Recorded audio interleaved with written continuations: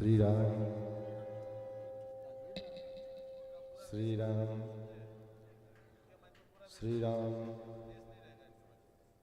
राम। ओम यो नित्यमच्युतपदाम्बुजयुग्मरुक्मव्यामोहतस्तदितराणि दृढाय मेने अस्मद्गुरोर्भगवतोऽस्य दयैकसिन्धो रामानुजस्य चरणौ शरणम्।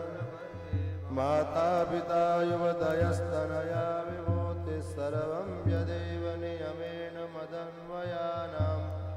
आदस्य न कुलपदेर्वकुलाविरामम् श्रीमत्पदङ्घ्रियुगलं प्रणमामि मूर्ध्ना।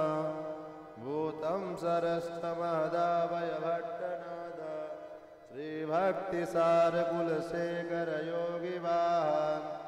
भक्ताङ्घ्रिणेन परकालयतीन्द्रमिश्रान् श्रीमत्पराङ्कुशमुनिं प्रणतोऽस्मि नित्यम्। गुरुमुखमनधीत्या प्रावेदान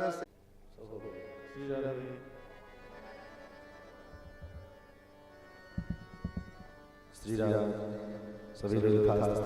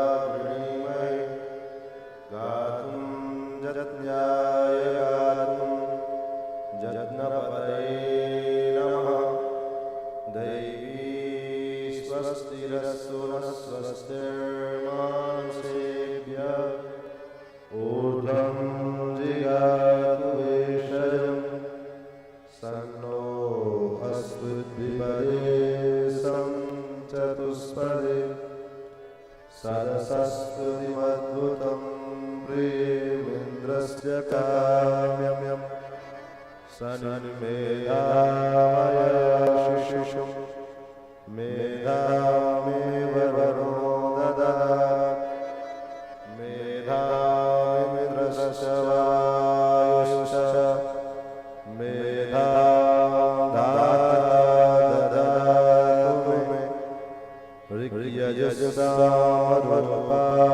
विविधारणकर्मणे प्रणवोद्गीतवपुषे महास्वशिरसे नमः।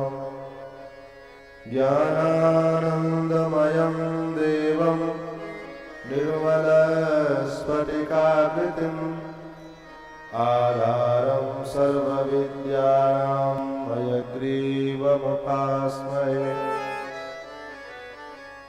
सच्चिदानन्दरूपाय विश्वोत्पत्त्यादिहेतवे तापत्रयविनाशाय श्रीकृष्णाय वयं नुमः। लक्ष्मीनाथसमारम्भां नाथयामुनमध्यमाम् अस्मदाचार्यपर्यन्तां वन्दे गुरुपरम्पराम्। यो नित्यमच्युतपदाम्बुजयुग्मरुग्मं व्यामोहतस्तदितराणि तृणाय मेने अस्मद्गुरोर्भगवतोऽस्य दैकसिन्धो रामानुजस्य चरणौ शरणं प्रपद्ये। श्रीमत्काश्यपगोत्रलब्धजसंविद्याविभूषोन्नतं सच्छास्त्राणपादगामिनिषां माम्यं मनोज्ञश्रियं स्वाचार्ये च जगद्गुरो बुधवरे श्रीवासुदेवेन ततं वन्दे जगद्गुरुर्मुनिवरं श्रीराघवार्यं गुरुम्। अस्मद्गुरुभ्यो नमः। अस्मत्सर्वगुरुभ्यो नमः। अस्मत्सर्वगुरुभ्यो नमः। श्रीमते रामानुजाय नमः। श्रीराधाकान्तस्मरणं श्रीसीताकान्तस्मरणं सन्तपूर्वाचार्यासाय सन्तपूर्वाचार्यासाय। बोलिए श्री कृष्णचंद्र भगवान की जय। श्री वृंदावन बिहारी लाल की जय। आडंबर से युक्त होएंगे तो कथा का गान ले पाएंगे, इसलिए कथा शुरू हो जाए तो जो कुछ भी काम चाहता है सब बुला जाइए और चुपचाप कथा बैठिए, तभी कथा कह पाए और तभी आप सुन पाएंगे। बीच में आडंबर पर लाएंगे तो ना हम कथा बोल पाए ना आप सुन पाएंगे। इसलिए आज प्रथम दिन है और मैं प्रथम दिन के लिए निवेदन कर दूं सावधानी है ताकि बार बार आपको बताना पड़े। आइए भगवान की भावना चर्चा हम सभी लोग शास्त्रार्थ करें।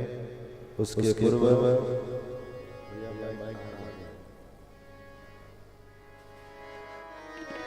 कथा में प्रवेश करें, उससे पूर्व अपने हृदय को कथा का अमृत रूपी कथा का जो है रसपान करने के लिए अपने हृदय पे हाथ लगाना है।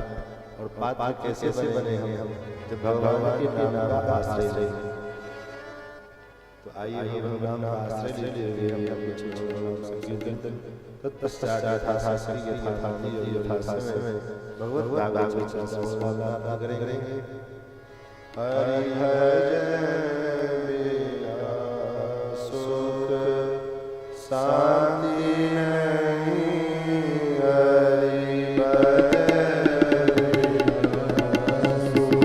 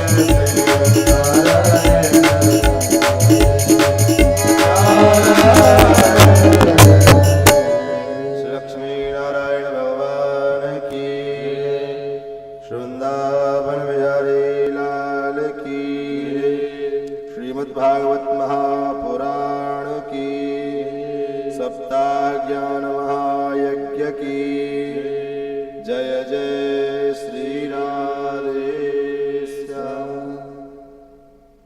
अनंत कोट ब्रह्मांडादिनायक भक्तवांछा कलुत्तरु स्वेतर समस्त वस्तु विलक्षण सौशील्य वात्सल्य मार्दव आर्जव आदि गुणों के सुंदर अनंत करुणा वरुणालय नंदनंदन श्याम सुंदर श्री कृष्णचंद्र, जिनकी महती कृपा करुणा की फलस्वरूप हम सभी लोग आज से 7 दिवस पर्यंत उन्हीं के पावन चर्चा का रसास्वादन करने के लिए समुपस्थित हैं। इस कथा के निमित्त यजमान हमारे डॉक्टर बाबू जी, समस्त परिवार और जिनकी भावमयी उपस्थिति में यह पावन चर्चा कथा का आयोजन किया गया है, जिनकी भावमय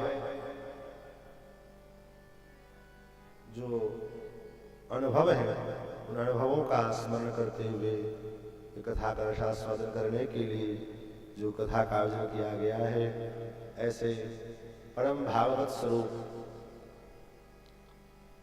भागवत के अचल विग्रह श्री एक बार यहाँ आकर उनका दर्शन किया था और बाल्यकाल से उनका तो स्नेह प्राप्त होता ही रहा है। और भगवत कथा रसिक धर्मानुरागी सज्जन वृंद, भगवत प्रेम पति श्रद्धा वही माता जन सुस्नेह बंधु जन, मानव जीवन का जो परम लाभ है, इस लाभ की प्राप्ति के उद्देश्य से हम सभी लोग यहाँ उपस्थित हैं। क्योंकि आज प्रथम दिवस था और प्रथम दिवस में मैंने पहले भी कहा कि जब आडंबर होता है तो कथा में विक्षेप होता है। तो कलश यात्रा है, मेरा क्या है, आडंबर ही तो है। तो जहाँ आडंबर बढ़ेगा तो कथा में कमी आएगी, जहाँ कथा होगी वहाँ आडंबर नहीं होगा। तो खैर वही एक कथा का अंग है और उस अंग के पालन में दिन में बहुत समय व्यतीत हो गया। फिर उसके बाद मंडप प्रवेश, पूजन इत्यादि करते कराते 2:30-3 बजे यहाँ से फुर्सत मिला और फिर तुरंत जल्दी में जो है प्रसाद लेकर के और तुरंत आपके पास उपस्थित हुए हैं। तो आज कथा में ज्यादा समय नहीं दे पाएंगे क्योंकि स्वास्थ्य भी संपूर्ण नहीं है और दिन भर का जो है मशीन चल रहा है, इंसान ही मशीन तो है, सब चलाते रहो। तो आइए हम सभी लोग भागवत जी के सर्वप्रथम भागवत जी में कथा श्रवण से पहले एक मर्यादा है। कोई भी कथा होती है तो छोटी से छोटी कथा हो चाहे बड़ी से बड़ी कथा हो, सामान्य हम सत्यनारायण व्रत कथा भी सुनते हैं तो उसके पहले भी उसका महात्म वर्णन क्या है, इस कथा को सुनने से क्या फल मिलेगा। क्योंकि बिना फल के उद्देश्य से शास्त्र कहते हैं कि प्रयोजन मनुद्देश्य मंदोपी न प्रवर्तते। बिना स्वार्थ के, बिना प्रयोजन के मंद से मंद प्राणी भी कोई काम नहीं करता है। मूर्ख व्यक्ति भी होवे और उससे आप बहुत बड़े विद्वान हो, बुद्धिमान हो, उससे आप सलाह दो भैया तुम ये काम करो, वो कहेगा कि ये काम करने से क्या फायदा होगा, पहले फायदा बताओ। जब फायदा बताओगे तब वो काम करेगा, नहीं तो नहीं करेगा। तो बिना प्रयोजन के, बिना फल के, बिना उद्देश्य के मूर्ख से मूर्ख व्यक्ति भी कोई काम नहीं करता है। तो हम भागवत सुन इतना उत्कृष्ट ग्रंथ है, तो भागवत की हम कथा सुनेंगे तो भागवत कथा सुनने का परिणाम क्या मिलेगा, फल क्या है, धन संपत्ति मिल जाना। समाज में लोग खूब जय जयकार करें, फलाने बाबू ने जाकर कथा सुनाई, कथा सुनी नहीं मिला। भागवत में आप चल के देखिए, भागवत सुनने का फल क्या है कि आपको भागवत में मिल जाएगा। उदाहरण, तो सुखदेव जी महाराज राजा परीक्षित को कथा सुना करके चलने के लिए तैयार हुए तो परीक्षित जी ने कहा गुरुदेव आप जाओ, आप जाओगे तभी तो तक्षक नाग आएगा, मुझे काटेगा और मैं मरूंगा। परीक्षित जी को डांट दिया राजा, यही कथा सुनी। 7 दिन 7 रात्रि तक कथा सुनाते सुनाते और उसका परिणाम यही मिला कि मैं जाऊंगा और तुम मर जाओगे।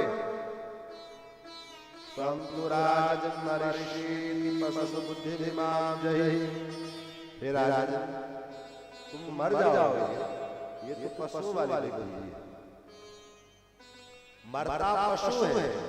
कल हमारी माता जी कह रहे थे, कल मैंने ऐसे वहां बोल दिया कि मास्टर साहब रहे नहीं, तो उनका जो है गिनती पूरी करने के लिए मैंने आदेश दिया कि सुंदरकांड का पाठ हो। उन्होंने कहा नहीं मास्टर साहब कैसे नहीं, तब मुझे भी अपनी गलती का एहसास हुआ। यहाँ सही बात, मरता तो पशु, भक्त मरते नहीं, वैष्णव का मृत्यु नहीं होता है। कोई माँ का लाल कह रहे थे कि तुलसीदास का मरण हो गया, सूरदास का मरण हो गया, कोई नहीं कह सकता।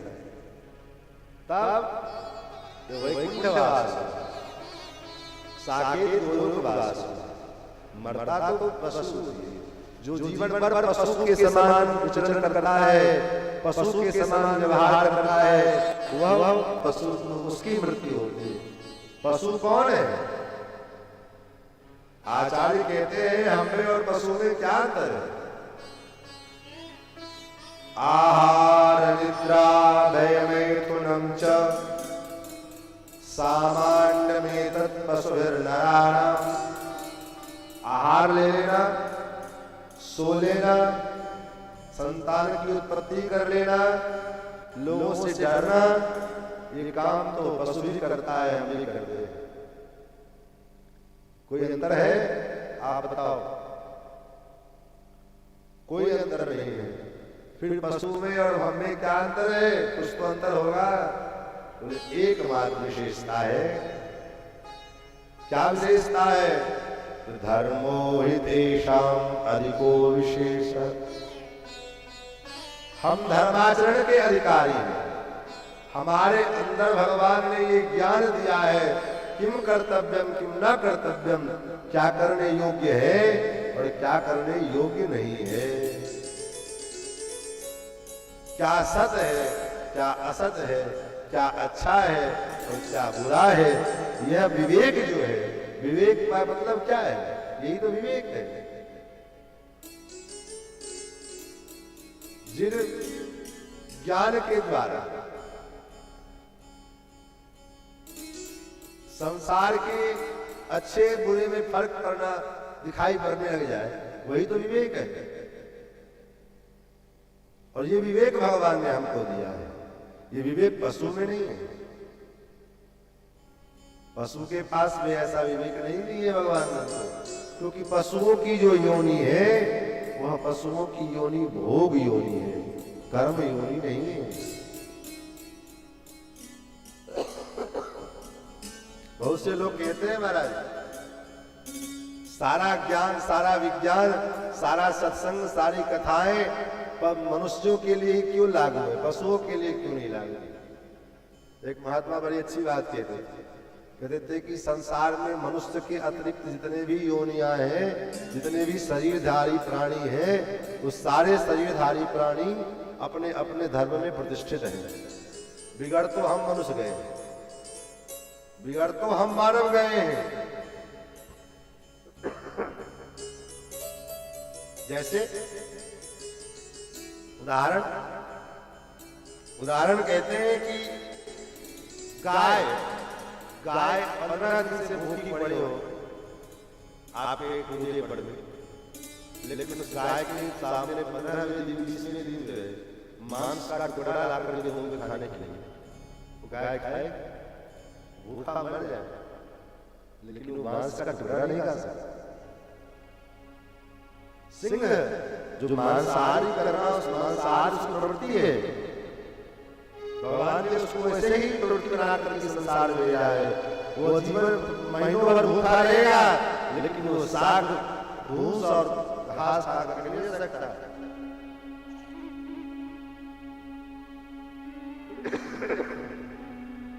लेकिन हम मानव कोई धर्म नहीं, न खाने का ठिकाना है, न पीने का ठिकाना है, न सोने का ठिकाना है, कोई ठिकाना नहीं।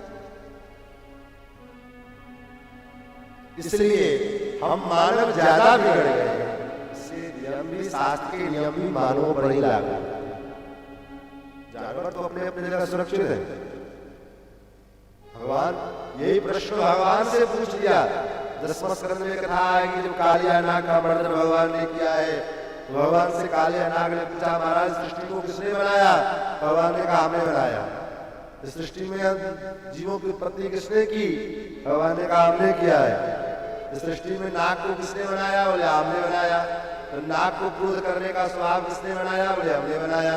तो सब कुछ आपने बनाया, तो मेरा क्या दोष है? मैं तो सर्प हूँ और मेरा काम है क्रोध करना। तो मैंने क्रोध किया, तो मैंने कौन गलती किया महाराज? भगवान चुप हो गए। भगवान ने कहा, ज्यादा सवाल जवाब मत करो, चुपचाप मेरी आज्ञा का पालन करो और चले जाओ यहाँ से।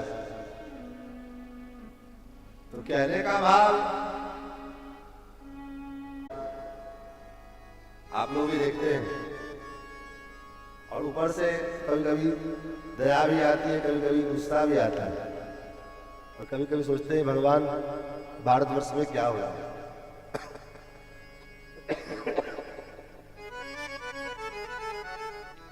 महाराज,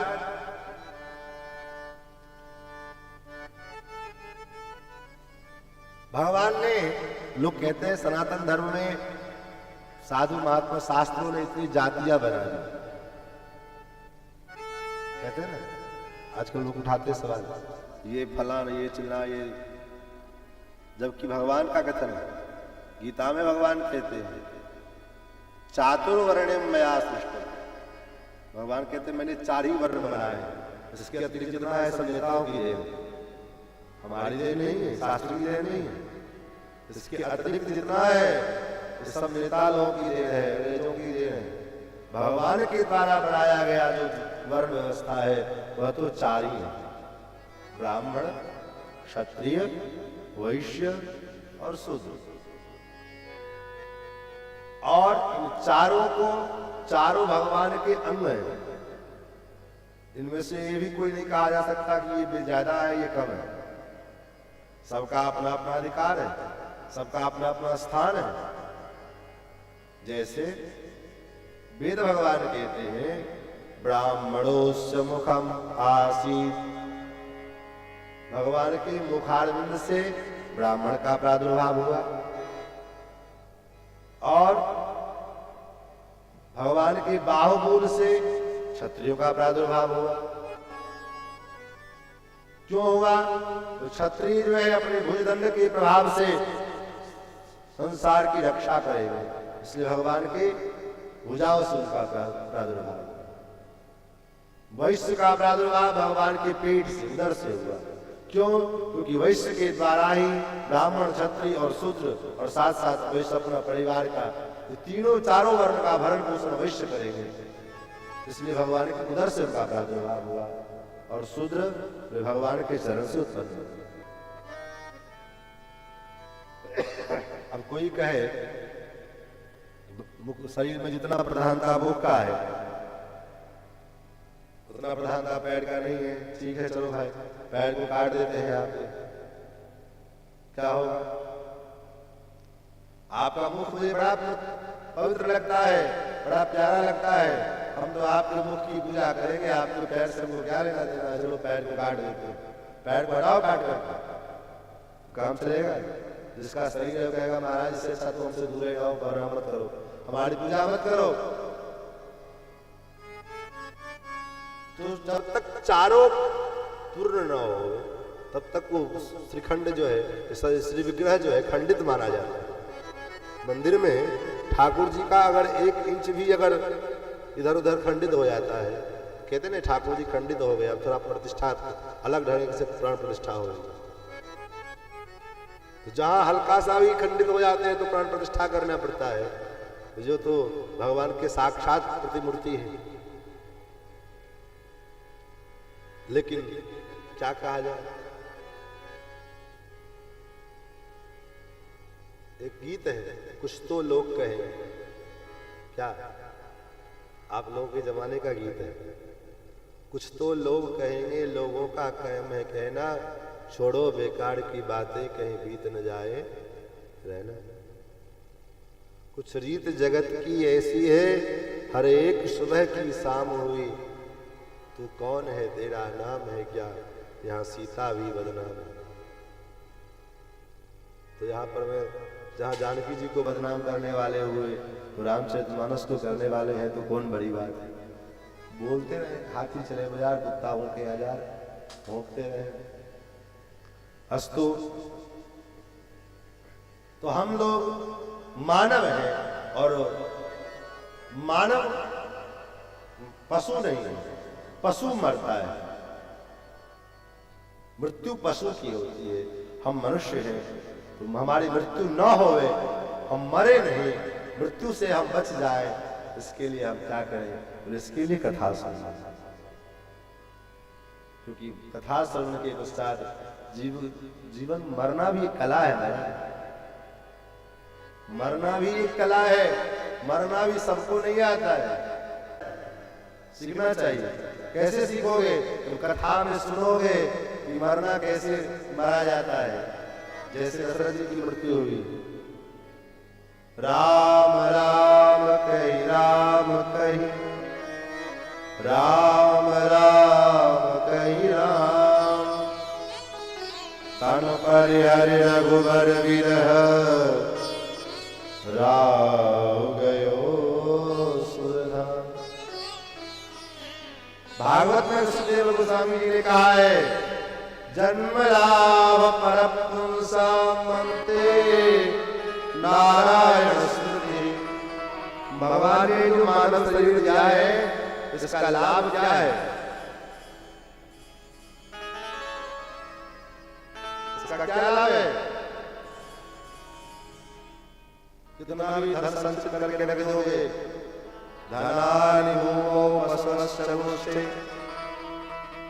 बड़े बड़े धनवान रोते रहते महाराज, क्या करें, इतना धन इकट्ठा कर दिया, बेटा इंग्लैंड में चला गया, अमेरिका में चला गया, उसको फुर्सत नहीं यहाँ लेकर देखने के लिए, इतना मेहनत करके महाराज सब किया, किसके लिए किया? अब कोई देखने वाला नहीं। क्या हुआ फायदा? जीवन भर चोरी करके, बेईमानी करके डाक भाई स्वाभाविक है। मैं एक कड़वा सत्य बता दूं आपको, अगर अत्यधिक धन उपार्जन कहीं न कहीं से हो रहा है, उसके पीछे कहीं न कहीं 2 नंबर का काम जरूर हो रहा है। ये कड़वा सत्य है। इतना सब कुछ करके, 2 नंबर का धंधा करके वो करके इतना सब कुछ व्यवस्था किए, अब कोई इसको देखने वाला नहीं है। बेटा कहता है, बेटा जी आप दान कर दो, मेरे पास फुर्सत नहीं है। अगर बेटा के पास फुर्सत भी है तो बेटा संपत्ति का तो मालिक बनना चाहता है, लेकिन आपको देखना नहीं चाहता है। तो क्या हुआ? तो कितना भी धन संपत्ति इकट्ठा करके रखा, अंत में जाते समय सब यही छूट जाता है। धनानि भूमौ पशवश्च गोष्ठे, नारी गृहद्वार जना श्मशाने। नारी पत्नी को ब्याह करके लेकर के आए तो वो तो महाराज अंतिम सांस तक साथ तो देगी देगी। बोले हाँ देगी, तो कहां तक देगी? बोले नारी गृहद्वार, घर के द्वार पर। यही परंपरा है ना, घर के बाहर पत्नी को नहीं दे, द्वार के बाहर नहीं जा सकते। सगे संबंधी बहुत बड़े पड़े हुए महाराज घर में, लेकिन नाती पोता पोती लेकिन कहां तक जाते हैं? नारी के द्वार जना श्मशान। शरीर जाएगा ना, इस शरीर को इतना मल मल के खिलाया पिलाया, इतना चकाचक जो है हलवा पूरी और वो क्या क्या, इतना रंग बिरंग का जो है सेंट और कितना तेल फूल सब लगा के, ये तो साथ में जाएगा, यहाँ जाएगा तो कहाँ तक? हृदयस्थितायां परलोक मार्गे, उस परलोक के मार्ग में शरीर केवल चिता कर जाएगा।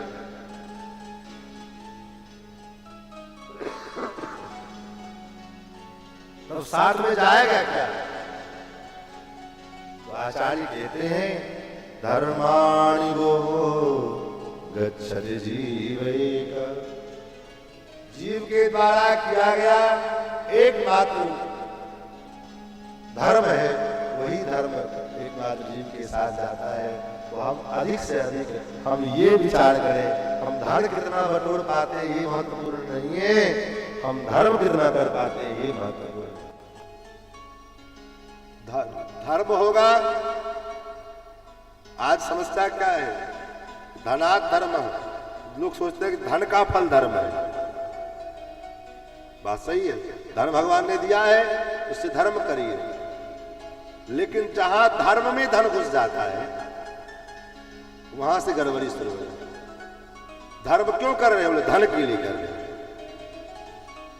तब गड़बड़ी शुरू हो जाती है। खूब दान करिए, खूब कथा करिए,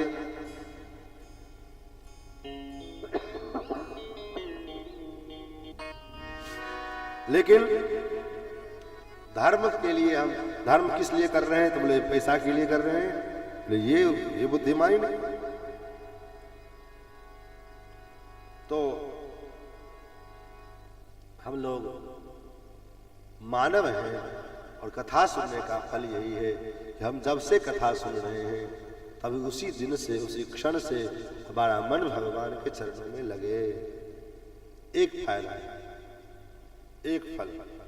दूसरा फल क्या है?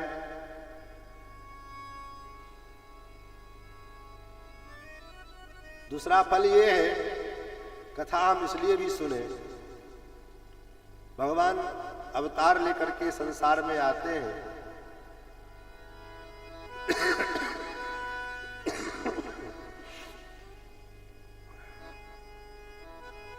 भगवान संसार में अवतार क्यों लेते हैं? इसलिए लेते हैं कि भगवान देखते हैं कि जीव को निरंतर लोगों के बारे में सुनने और सुनाने का अभ्यास पड़ा हुआ है। उसके बेटे के जन्म का किस्सा, उसके बेटी के जन्म का किस्सा, उसके बेटी के ब्याह का किस्सा, उसके उपनयन का किस्सा, ये सब चलता रहता है।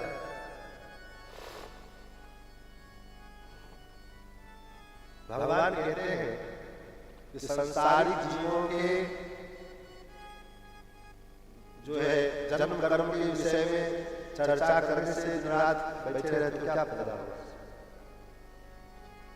क्योंकि संसारिक जीवों का जो जन्म है वो अदिव्य है।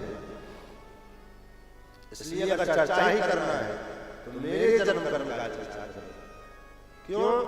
भगवान गीता में कहते हैं जन्म कर्म च मे दिव्यम एवं यो वेत्ति तत्त्वतः। हे अर्जुन, मेरा जन्म कर्म जो है वह दिव्य है, संसारियों का जन्म कर्म अदिव्य है। जन्म कर्म के विषय में ही चिंतन करना है तो मैं संसार में जन्म लेकर के आता हूँ, और जो कि जन्म कर्म मेरे दिव्य है, उस मेरे दिव्य जन्म कर्म के विषय में चिंतन करोगे तो क्या होगा? त्यक्त्वा देहं पुनर्जन्म नैति मामेति सोऽर्जुन। संसार के जीवों के जन्म कर्म के विषय में पढ़ोगे तो चक्कर में पड़ जाओगे, बंधन में पड़ोगे।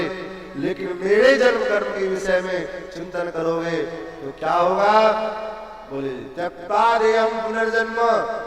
हे अर्जुन, इस संसार में तुम्हारा पुनर्जन्म नहीं होगा। तो संसार के सागर से पार जाना चाहते हैं तो इसका एकमात्र उपाय है। इसलिए गोस्वामी जी ने कहा भवसागर चह पार जो पावा,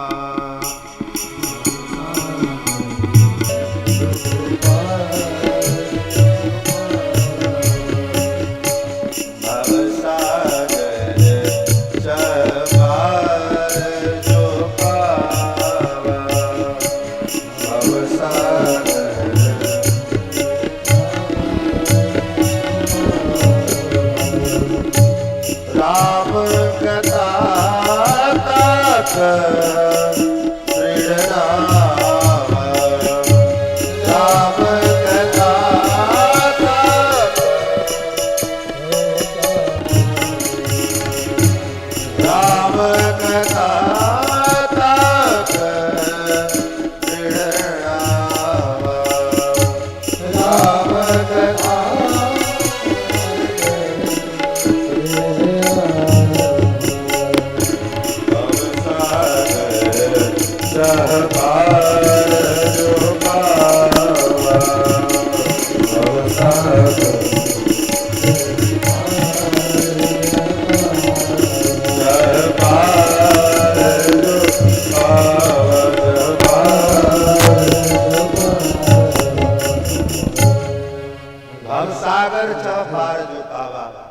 इस भव सागर से आप पार जाना चाहते हैं तो निश्चित रूप से भगवान के कथा का आश्रय लेना पड़ेगा। क्योंकि यत् पादप्लवमेकमे वैभवाम बोधेस्तीर्षावताम, जिनके चरणारविंद ही एकमात्र इस भव सागर से नौका के समान पार ले जाने वाले हैं। इस संसार को भी सागर ही कहा गया। क्यों कहा गया?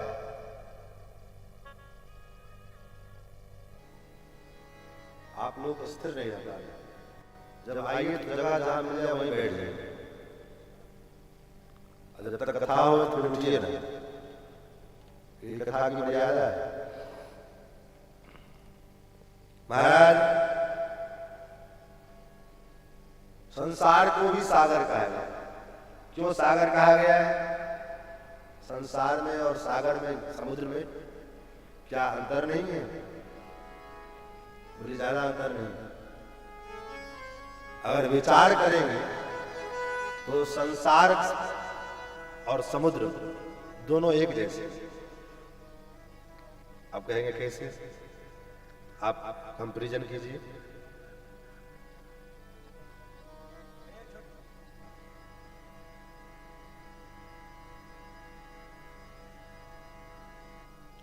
बतियाला पहले तो ये लोग।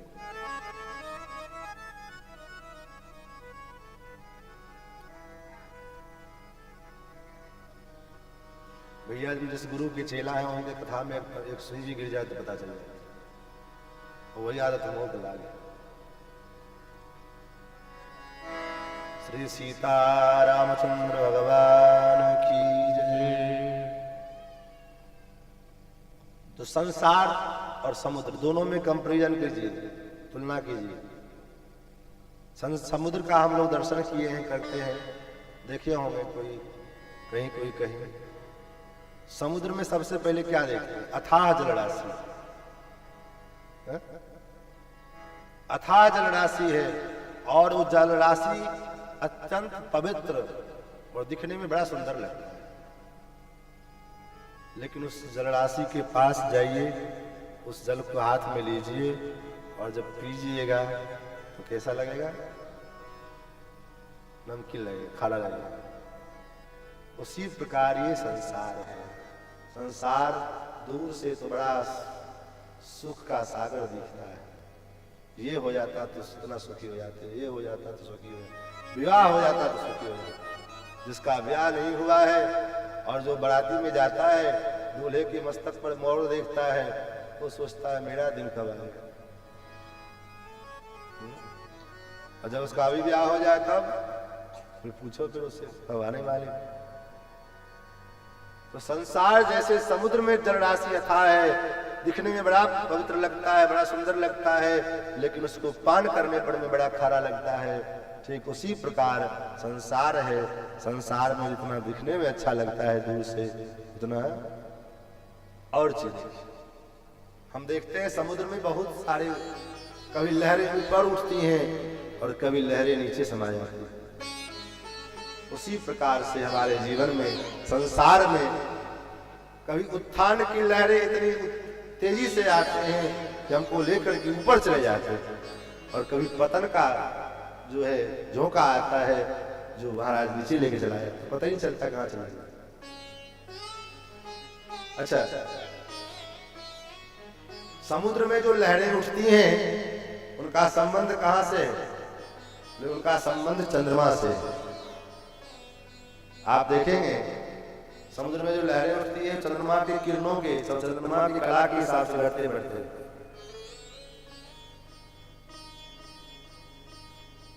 लेकिन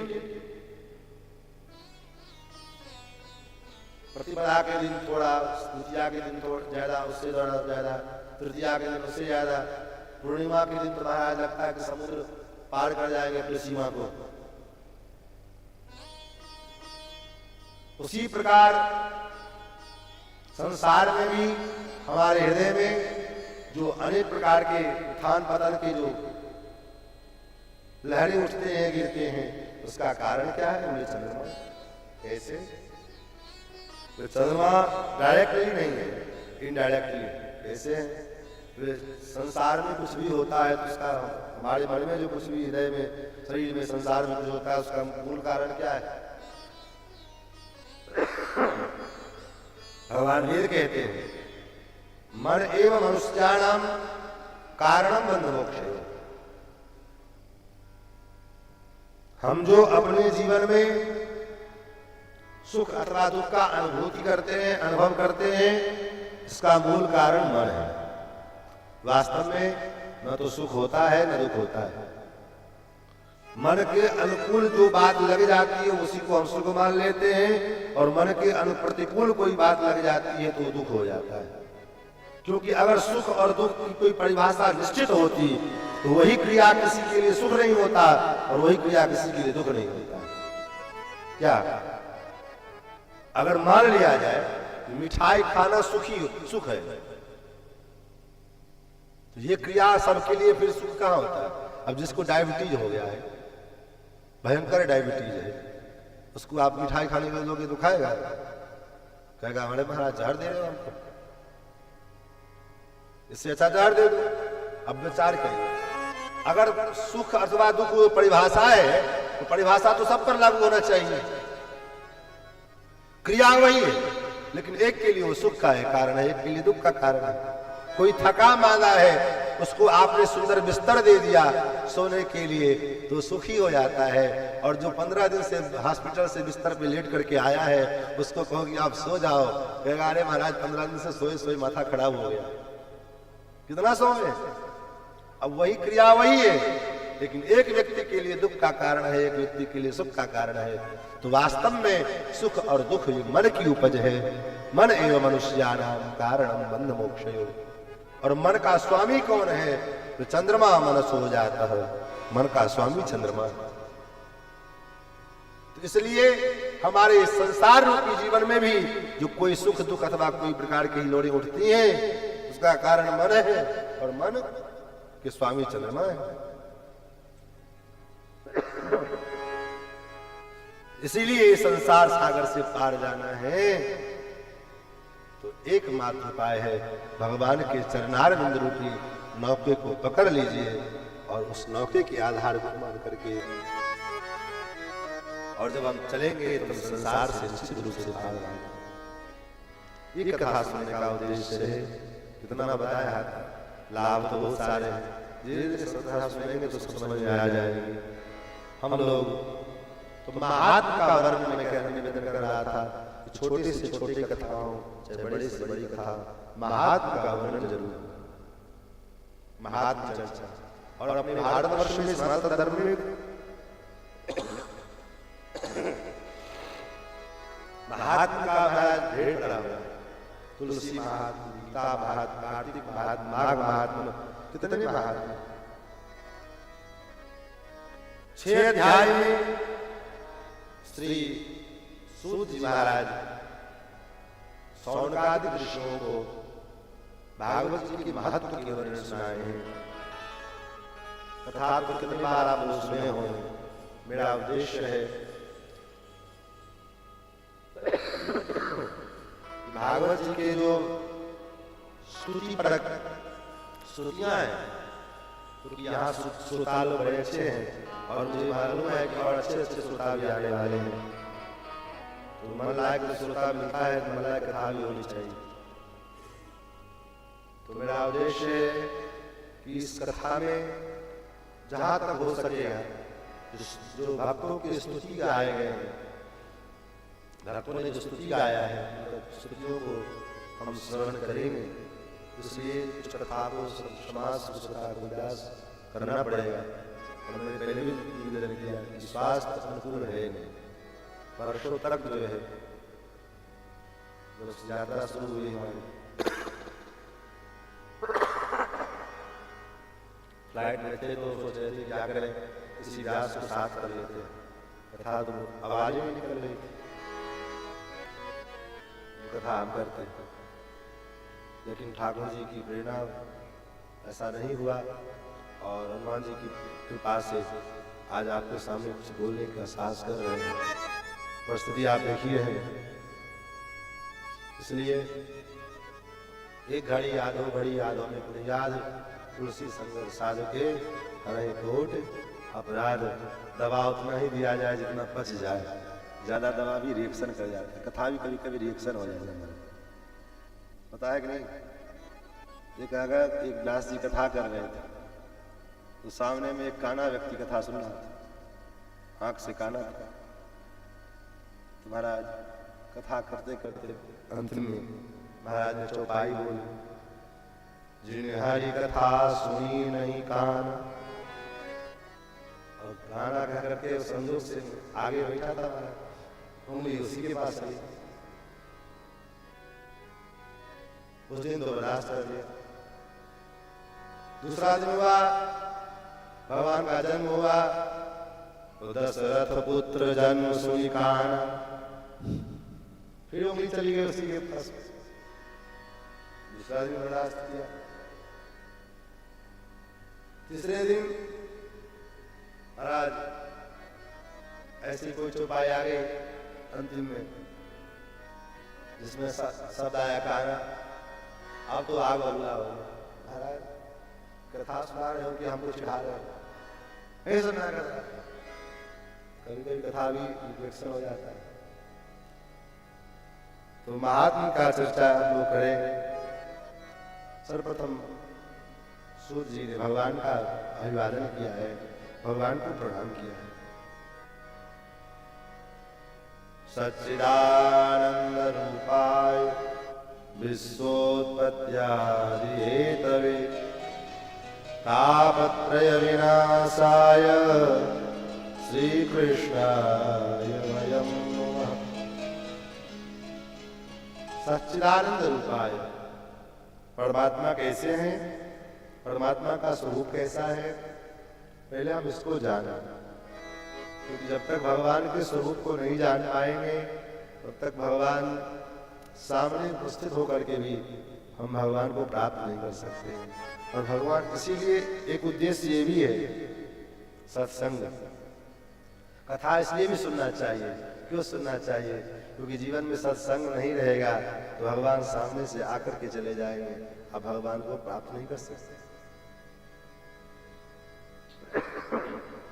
जो विराट रूप का प्रदर्शन भगवान ने महाभारत में किया अर्जुन के सामने, वही विराट रूप तो हस्तिनापुर में दरबार में भी दिखाया था।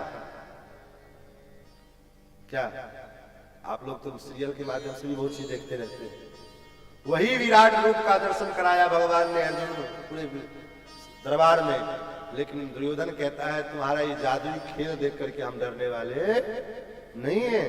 और दुर्योधन जब गया भगवान के पास, विस्मितामावाद सब समझा करके भेजे थे, विदुर जी ने भी समझाया है, यहाँ तक कि सकनी मामा ने भी समझाया था कि नारायण अगर तुम्हारे पक्ष में हो, कृष्ण तुम्हारे पक्ष में हो जाए तो तुम युद्ध जीत ही जाओगे। लेकिन मूर्ख आदमी, कुसंगी आदमी, कुसंग का प्रभाव कभी समाप्त नहीं होता है। गोस्वामी जी ने लिखा ना, मिटे न मलिन स्वभाव अभंगु। स्वभाव जो है मिटता थोड़ी है। वहां पर जाकर के भगवान ने प्रस्ताव रख दिया कि नारायण लोगे कि नारायण की सेना लोगे। कहा मुझे नारायण से क्या काम, नारायण की सेना दे दो। भगवान ने कहा नारायण नारायण ने क्या करूंगा। क्यों? क्योंकि कुसंग का प्रभाव, जीवन में सत्संग नहीं किया था और अर्जुन को ये पहली अग्रणी मिली। अर्जुन चाहता तो राम नारायण से ले सकते थे, लेकिन अर्जुन ने कहा नहीं, मुझे निहत्थे कृष्ण चाहिए। क्यों? क्योंकि अर्जुन तो जानते हैं कि ये कृष्ण कौन है। इसलिए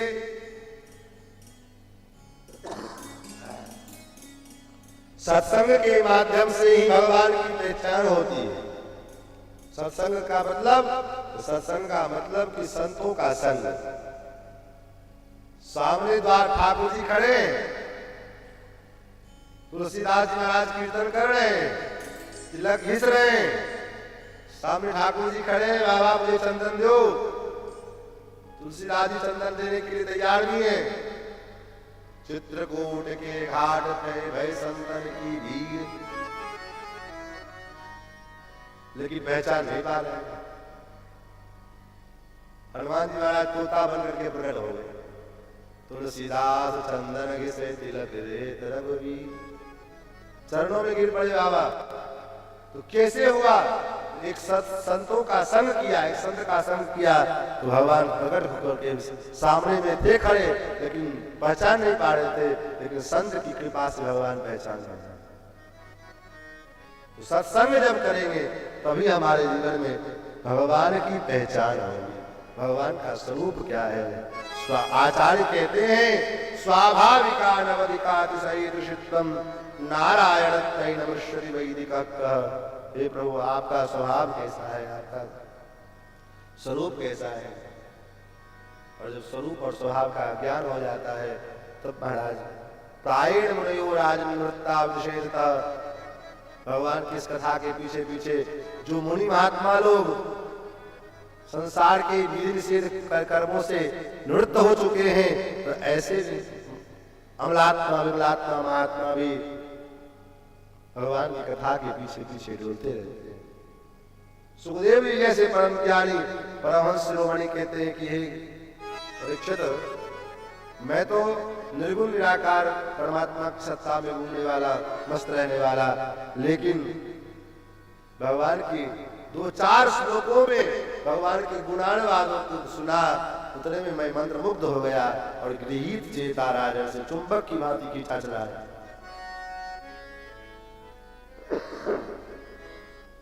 महाराज भगवान का स्वरूप है, भगवान सतघन चितघन और आनंद घन है। भगवान का रूप तो बड़ा सुंदर है, दिखने में तो बड़ा सुंदर लगते हैं। बहुत से लोग होते हैं दिखने में बड़े सुंदर होते हैं, काम बड़ा विचित्र होता है,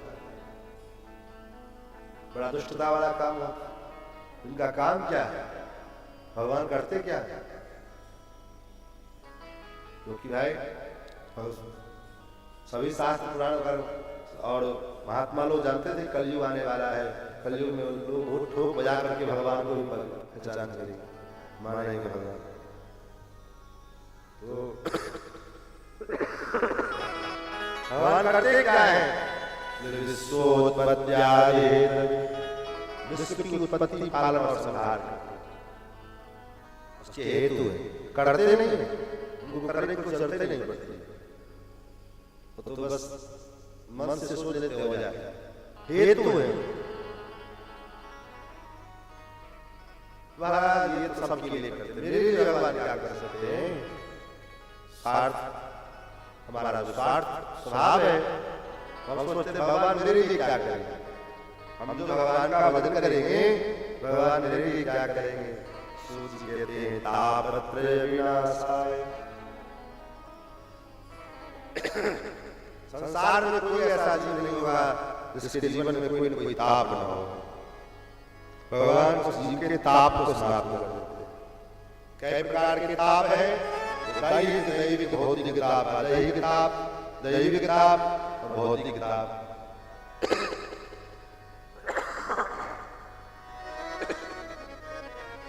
किसी न किसी ताप से व्यक्ति परेशान है, जैसे हम परेशान है, कोई दैविक ताप से परेशान है, कोई दैहिक ताप से परेशान है, शारीरिक बीमारी से परेशान,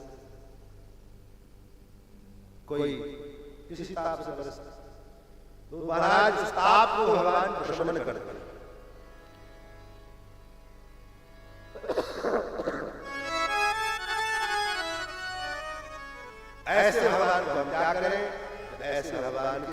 जय जय श्री कृष्णाय वयम नमः।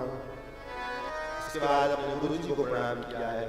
यम प्रव्रजन्तम अनुपेतम कृत्यम द्वयपायनो विरह कातराभाव पुत्रेति तन्मयतया तरवो विनेतुस्तम सर्वभूतहृदयं मुनिमानतोऽस्मि। जो जिनका अभी जन्म हुआ है 12 वर्ष मां के गोद में रहे, 12 वर्ष के बाद बाहर निकले। इसके पीछे बड़ी लंबी चौड़ी कथा है। भगवान के इच्छा से राधा माधव के मन में प्रेरणा इच्छा हुई। लोग कहते हैं कि युगल प्रियतम के स्वरूप का वर्णन बड़ा सौंदर्य, बड़ा अद्भुत, मिलन बड़ा अद्भुत है, लेकिन मैं कैसे मानूं उस चीज को? युगल प्रियतम के स्वरूप का दर्शन बड़ा आनंदमय है। इस बात को मैं कैसे मानूं? क्योंकि श्री प्रिया जी केवल अपने प्रियतम प्राणनाथ श्याम सुंदर श्री कृष्ण को देख पाते हैं, और श्याम सुंदर श्री कृष्ण केवल अपने प्रियतमा श्री प्रिया जी को देख पाते हैं। एक दूसरे को केवल देखते हैं, दूसरे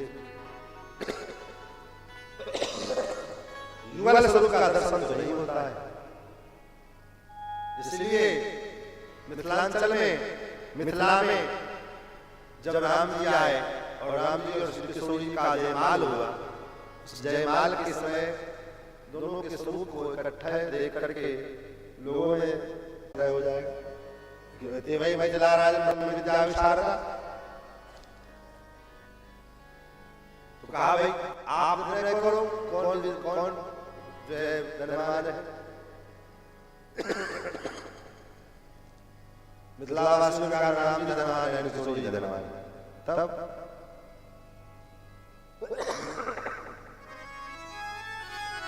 राम धनवान है, किशोर धनवान है, कौन होगा? निर्णय तो नहीं करना है ना, दो ही में कैसे होगा? तीसरा भी है, कौन? मिथिलावासियों ने कह दिया हम सब सकल सुकृत के दासी, हम सब सकल सुकृत के दासी, हम सब सकल सुकृत के दासी, हम सब सकल सुकृत के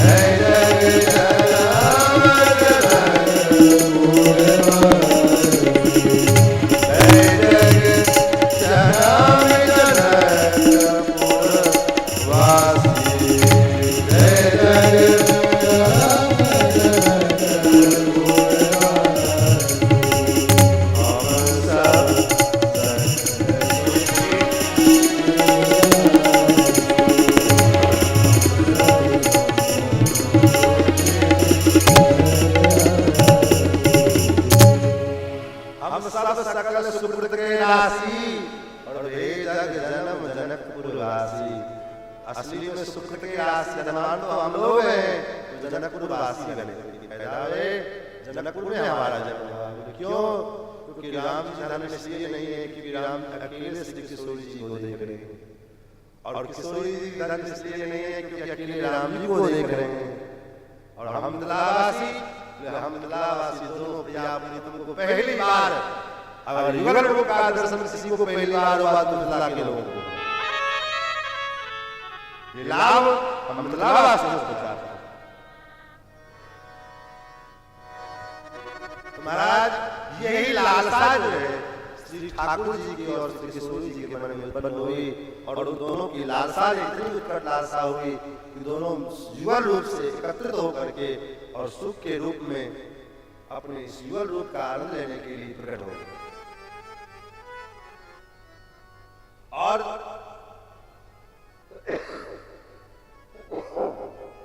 ये सुख कौन है?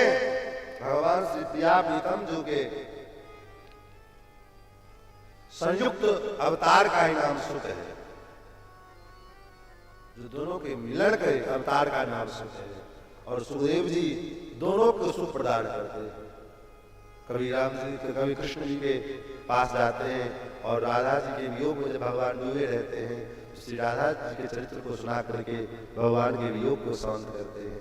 और जब श्री किशोरी जी अपने प्रियतम श्याम सुंदर के वियोग में से जलती रहती हैं, डूबी रहती हैं, उनके पास में जाकर के श्याम सुंदर के दिव्य गुणानुवादों को सुना करके उनके वियोग को शांत करते हैं।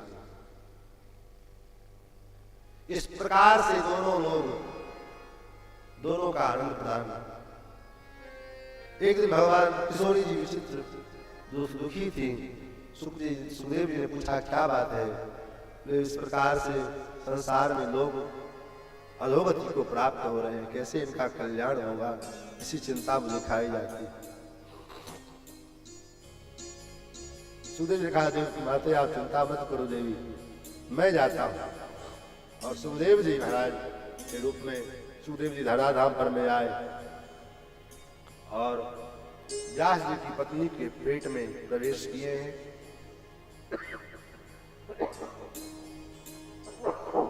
ये कथा बड़ी लंबी है। भगवान पार्वती को भगवान शिव कथा सुना रहे थे, अमर कथा कैलाश पर्वत पर में। और कथा सुनाते सुनाते पार्वती सुनते सुनते पार्वती जी सो गई।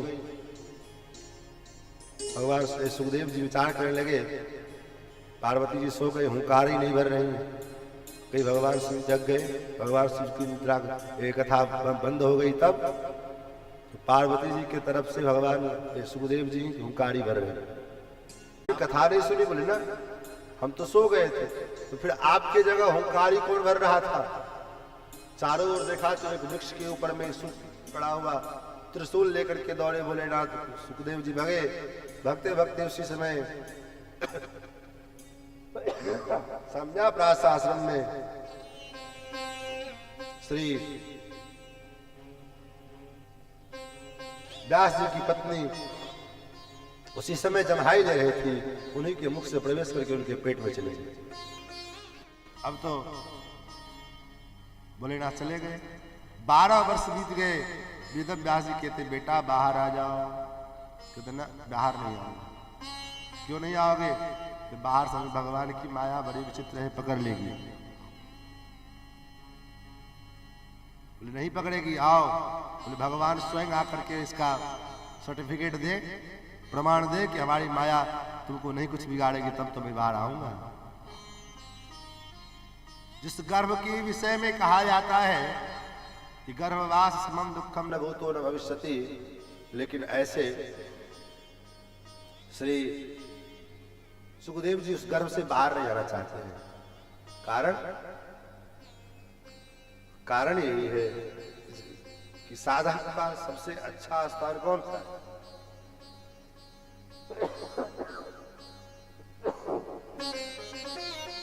साधक के लिए सबसे अच्छा स्थान कौन सा है?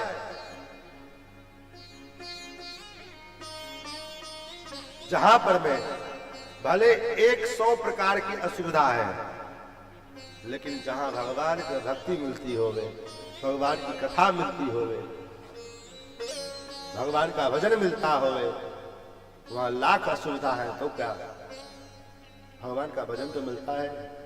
ये जो सुख है, इस सुख के आगे तो सारी असुविधा भूल जाता है आदमी। ये साधक के रहने की जगह। महाराज भगवान आए, भगवान ने कहा आप बाहर आओ, मेरी माया आपको नहीं व्यापेगी, चिंता मत करो आप। फिर तो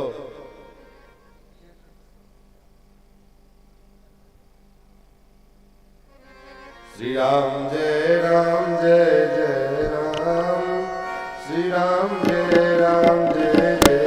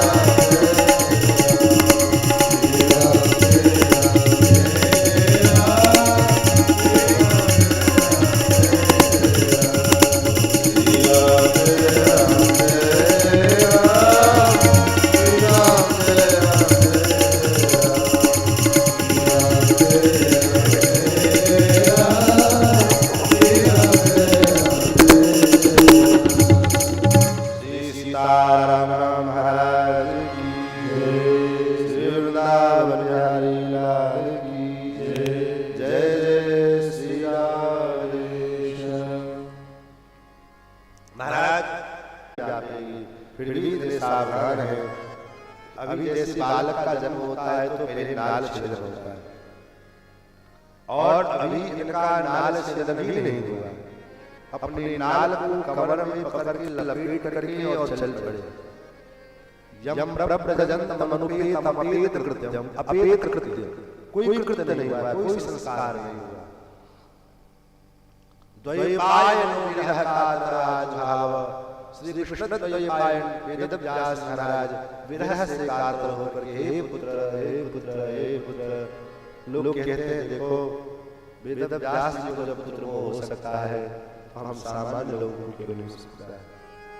इसका समाधान आचार्य कहते हैं देखो वेद व्यास जी को पुत्र मोह नहीं हो सकता। जिनकी वाणी को सुनकर के बड़े बड़े मोहांत का मोह दूर हो जाता है, और ऐसे वेद व्यास जी को मोह हो जाए, यह तो बड़ा विचित्र बात है। फिर वेद व्यास जी रोते क्यों हैं, विरह से कातर क्यों हैं? वेद व्यास जी इसलिए विरह से कातर नहीं है कि बेटा जाना है, तब है वो विरह में है, इसलिए विरह में है क्योंकि आज द्वार से कोई संत जाता है। द्वार से एक संत का वियोग हो रहा है। संत और असंत में यही अंतर होता है। सबसे बड़ा अंतर क्या है? अगर कोई असज्जन व्यक्ति सामने से आने लग जाए और आप देख लो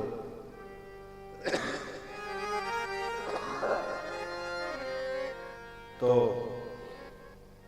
महाराज मन में कष्ट होता है, अरे यार सवेरे सवेरे कहां से चला रहा है।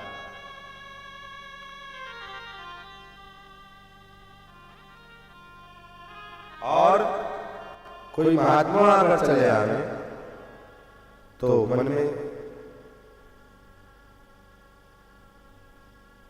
खुशी होती है। सामने से कोई संत को आते देखते मन में बड़ी खुशी होती है। इसका जो है महासागवाद गोस्वामी जी ने किया क्या? महाराज मिलत एक दारुण दुख देगी और विश्वरत एक प्राण हरि देगी।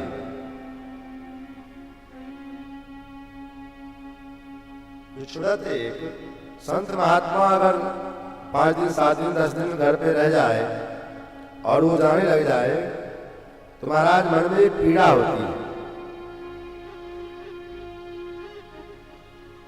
कि क्यों जाना। और अगर दुष्ट प्राणी है और वो 2-4 घंटा भी रह जाए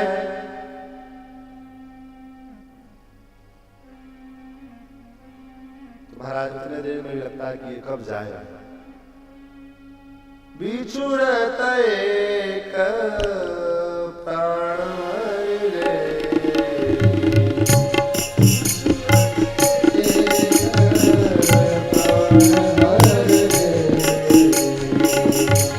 बिछुड़त एक प्राण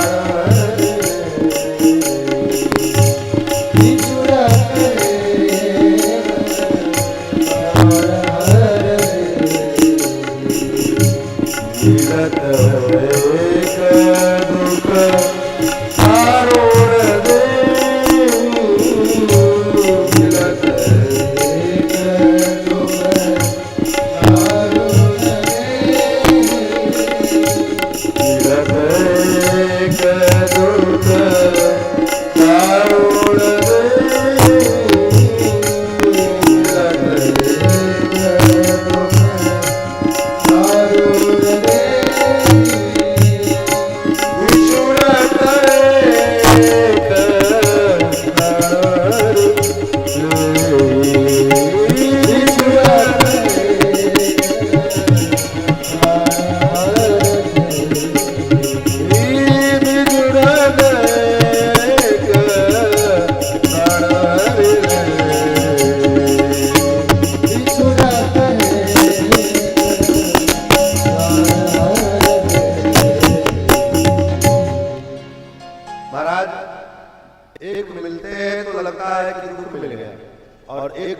में तो लगता है कि तो देख ये अंदर ये राम जी के भक्त में संत में तो महाराज राम वेद व्यास जी को बेटे का वियोग नहीं हो रहा है, अभी तो वेद व्यास जी को श्री संत का वियोग हो रहा है, क्योंकि वेद व्यास जी जानते हैं इनके माध्यम से आगे चल करके भगवान के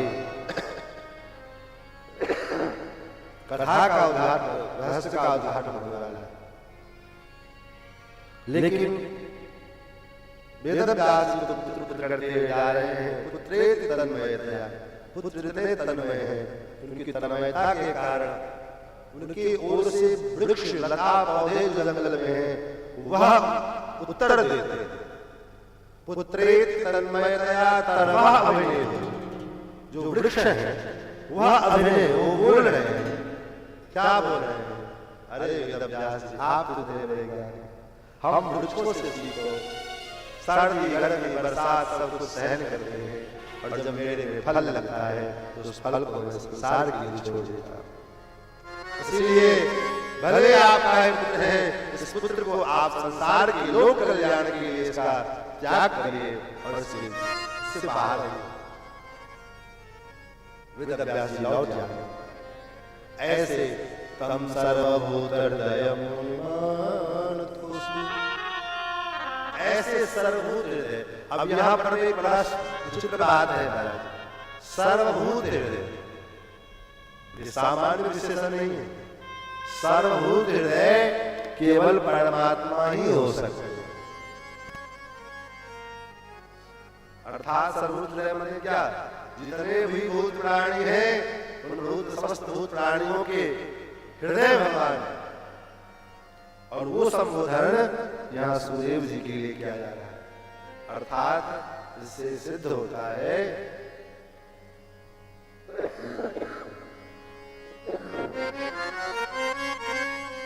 वेद व्यास से सुदेव जी महाराज कोई सामान्य जीव नहीं है।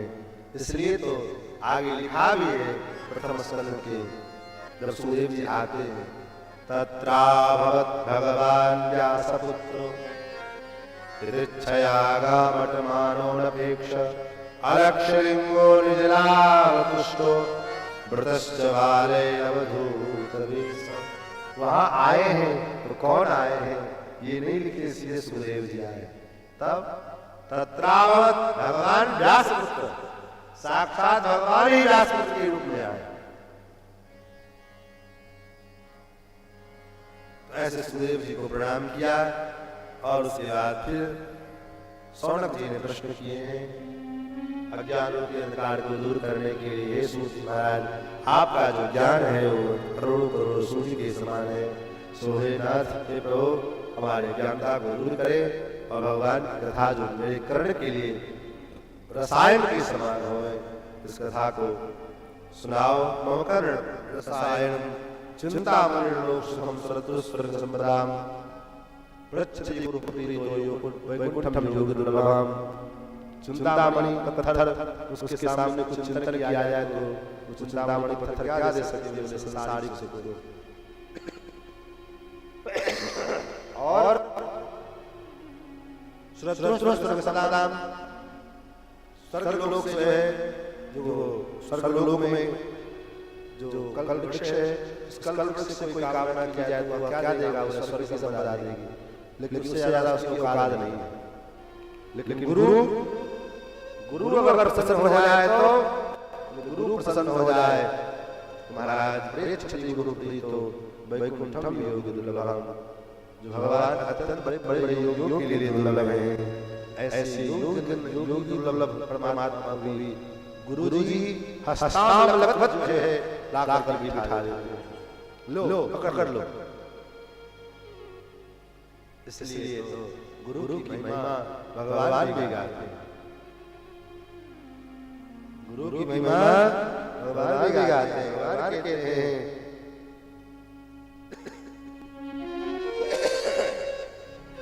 भगवान भी कहते हैं नमर्त विद्यास्तेत आचार्य माम जानियात नाम निरेतरहेचित नमर्त विद्यास्तेत सर्वदेव गुरु। मुझे और गुरु में कोई अंतर नहीं समझना। क्योंकि मैं और गुरु तत्व में और परमात्मा तत्व में कोई अंतर विशेष नहीं है। फिर तो सूत जी ने कथा सुनाना शुरू किया। सूत जी के कहते हैं राजन हे महात्माओं, ये कथा बड़ा दुर्लभ है।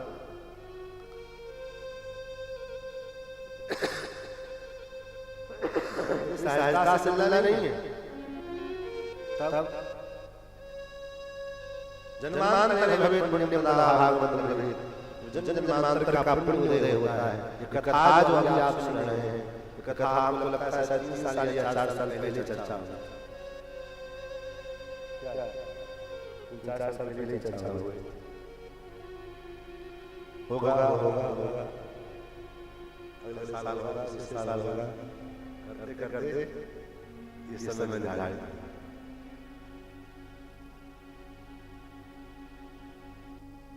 पुनः 4 साल पहले हो गया होता,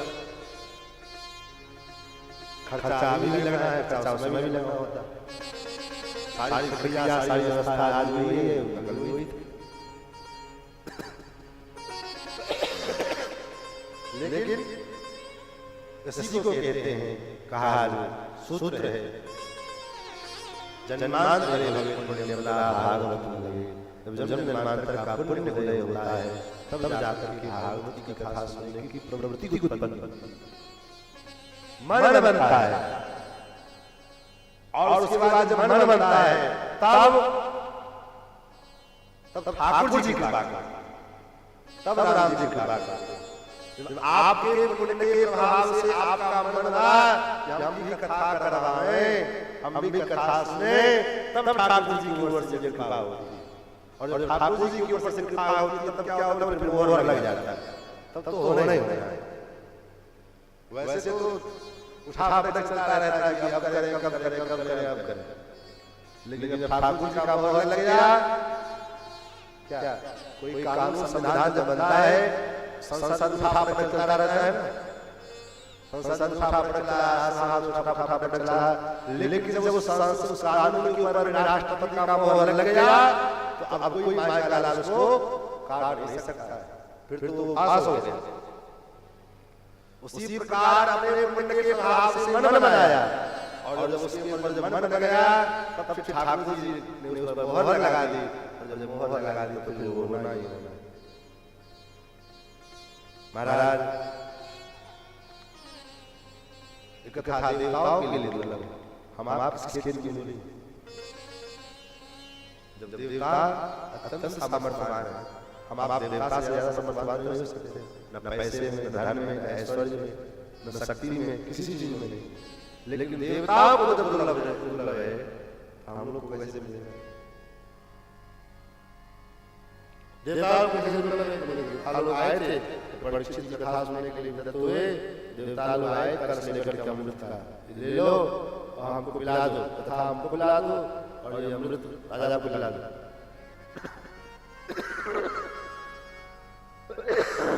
क्या हो गया? परीक्षित ने कहा नहीं चाहिए मुझे, ले जाओ कूड़ा कबाड़ा। कूड़ा कबाड़ा दिखता है। इस अमृत को प्रकट करने के लिए भगवान ने कितना अवतार लिया, मोहिनी बनकर के बंटवारा किया, धन्वंतरी बनकर के प्रकट हुए, कछुआ बनकर के पर्वत धारण किया, एक रूप से मंथन किए हैं। और तब आपको ये फालतू लग रहा है? देखने का अनुभव है, सबका अपना एक ही चीज वस्तु, किसी को दोष में दिखता है, किसी को गुण में दिखता है, इसमें हम क्या करें?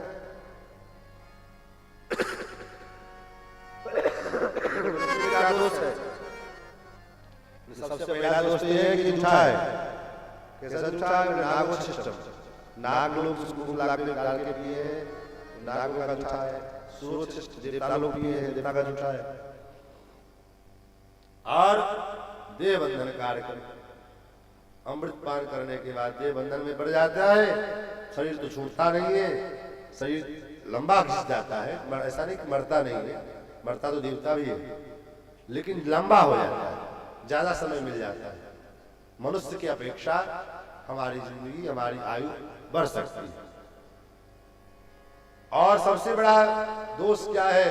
जो श्री राम विस्मारक। आप लोग करते हो अपने स्वर्ग लोक में बैठ करके और अप्सराओं का नृत्य देखने लग जाते हो, उसी में मस्त हो जाते हो। भगवान देखते हैं कि सारों को जो है अमृत पिलाया, इतना मेहनत किया और हमें को भूल गए। तो ठाकुर जी क्या करते हैं? बस ज्यादा कुछ नहीं करते, अपने कान के नीचे यूं मलते हैं, थोड़ा सा मन निकलता है, रख देते हैं, मधुकैटभ राक्षस प्रकट हो जाते हैं। रावण कुंभकर्ण को भेज दिया, जाओ देखो देवताओं को। और उसके बाद जब देवताओं की सेवा पूजा होती है महाराज, तब फिर देवताओं को भगवान की याद आती है और देवता भगवान के पास लौटते हुए जाते हैं। जय सुरनायक सुताय प्रणतपाल भगवंता, ये राम ये भगवान को बुलाने वाला है, इसलिए इसको ले जाओ, ये नहीं चाहिए।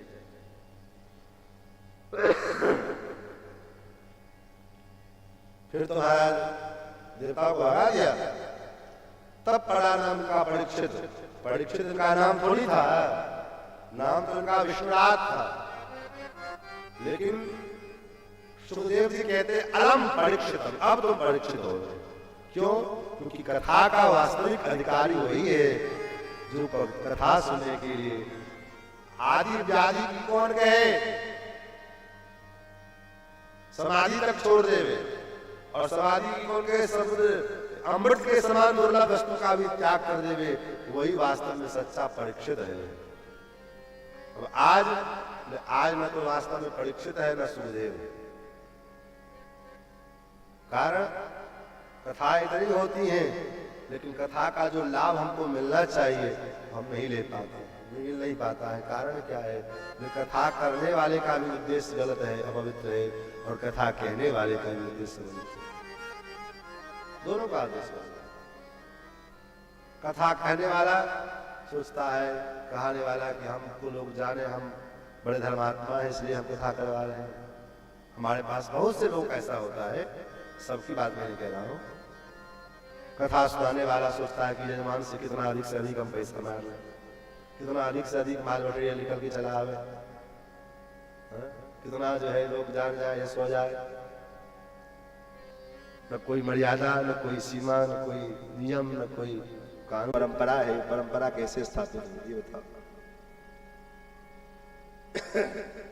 तब फिर नारद जी के सूत जी कहते हैं कि नारद और सनकादिकों ने स्थापित किया।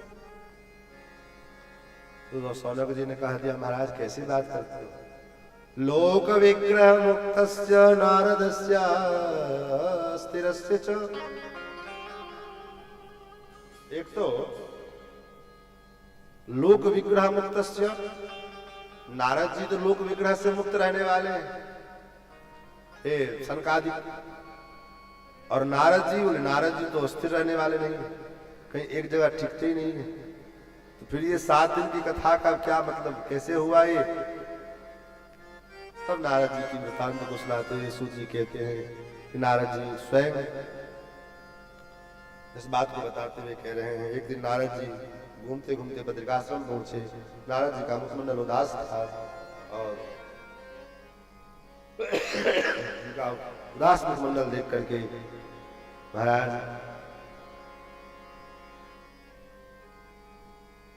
जो है लोग सरकारिक मिले और सरकारिकों ने पूछा कि हे ब्रह्म देवता, आपका मुखमंडल कोई देख ले तो उसका उदास चेहरा प्रसन्न से खिल जाए, और आज आप स्वयं दुखी हैं। कुतश्चित्तातुरो भवान, आपकी चिंता का कारण क्या है? फिर तो नारद जी ने कहा कि मैं संसार में भ्रमण करने के उद्देश्य से आया और पृथ्वी पर मैं सब लोगों में भ्रमण किया, जगह जगह घूमा, कहीं मुझे सुख नहीं मिला, कहीं शांति नहीं मिली, न कहीं त्याग मिला, न तीर्थों में घुमा, न शौच मिले, न पवित्रता मिली, न सत्य दिखाई दिया। सत्यम नाशत शौचम दया दानम न विद्यते, न कहीं दया है न कहीं दान है, सब लुप्त हो गए। कोई एक बार सत्य बोल ले तो अपने आप को सत्यवादी राजा हरिश्चंद्र मानता है, चाहे जीवन भर झूठ बोलता रहे। ऐसे ऐसे महाराज तरुणी प्रभुता आ गए हैं। गृहस्थों के यहाँ पर में गया तो क्या देखा कि घर में तरुणी की प्रभुता है, पत्नी जो कहेगी वही होता है, बाकी तो सब ठन ठन गोपाल। घर में पत्नी जो कहेगी, फिर पंडित जी थे, पत्नी बड़ी उल्टी खोपड़ी की थी महाराज। अब जो कहे वो ठीक उल्टा करेगा। क्या करे पंडित जी? पंडित जी की पत्नी माता जी की वर्षी आई, माता जी के वर्षी में भंडारा करना था। अब पंडित जी विचार करें कि क्या करें, कहे भंडारा करें, तो पत्नी कहे भंडारा नहीं करेंगे।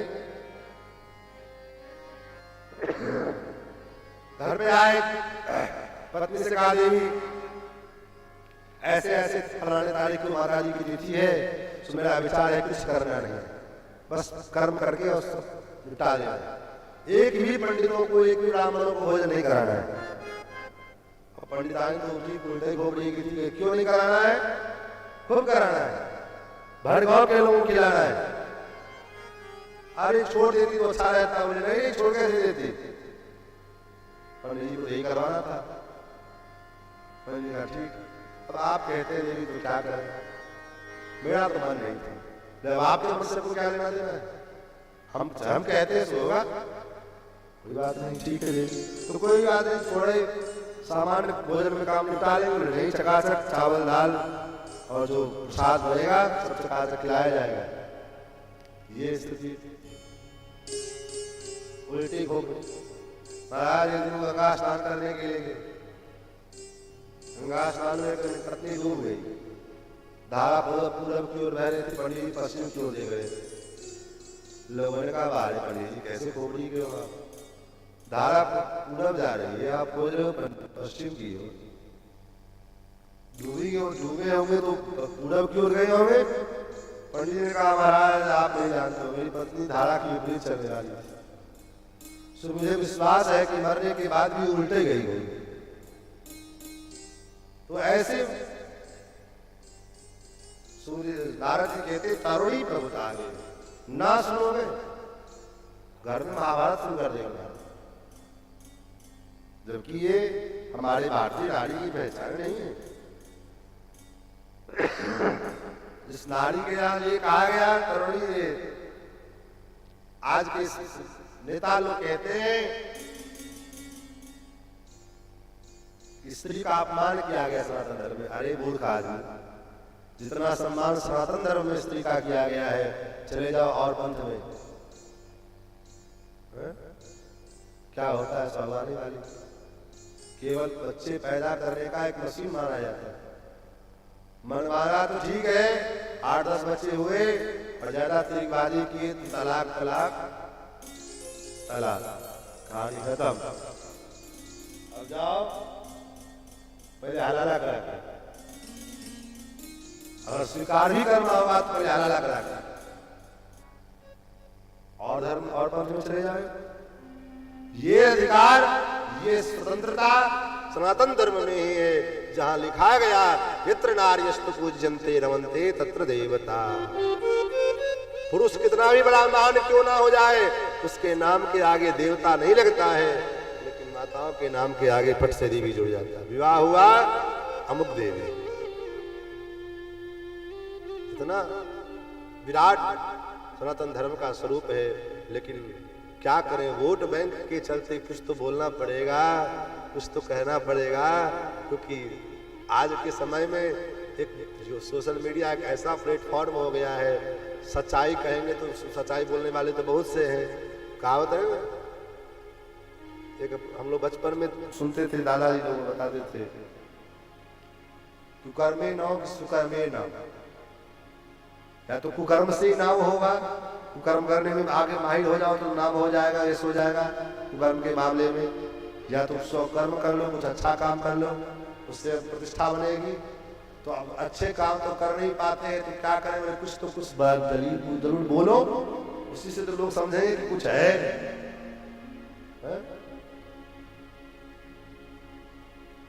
महाराज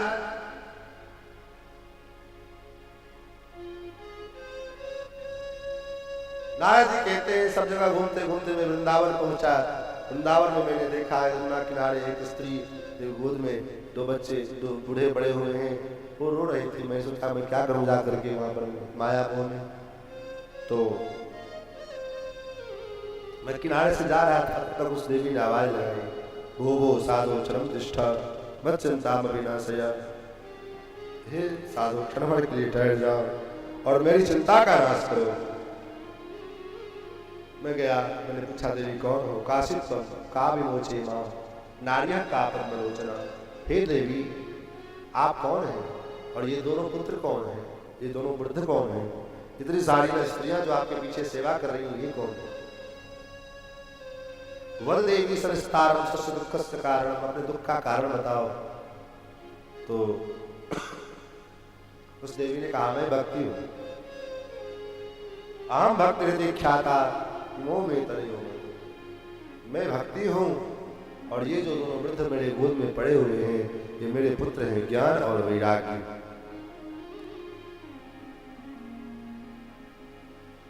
काल योगेन जर्जरो, काल के प्रभाव से जर्जर हो गए महाराज। माँ जवान होवे और पुत्र वृद्ध होवे, यही दुख का कारण। नियम तो यही है, बेटा जवान हो माँ वृद्ध हो, लेकिन यहाँ उल्टा हो गया। सो मेरे बेटे को ठीक करो।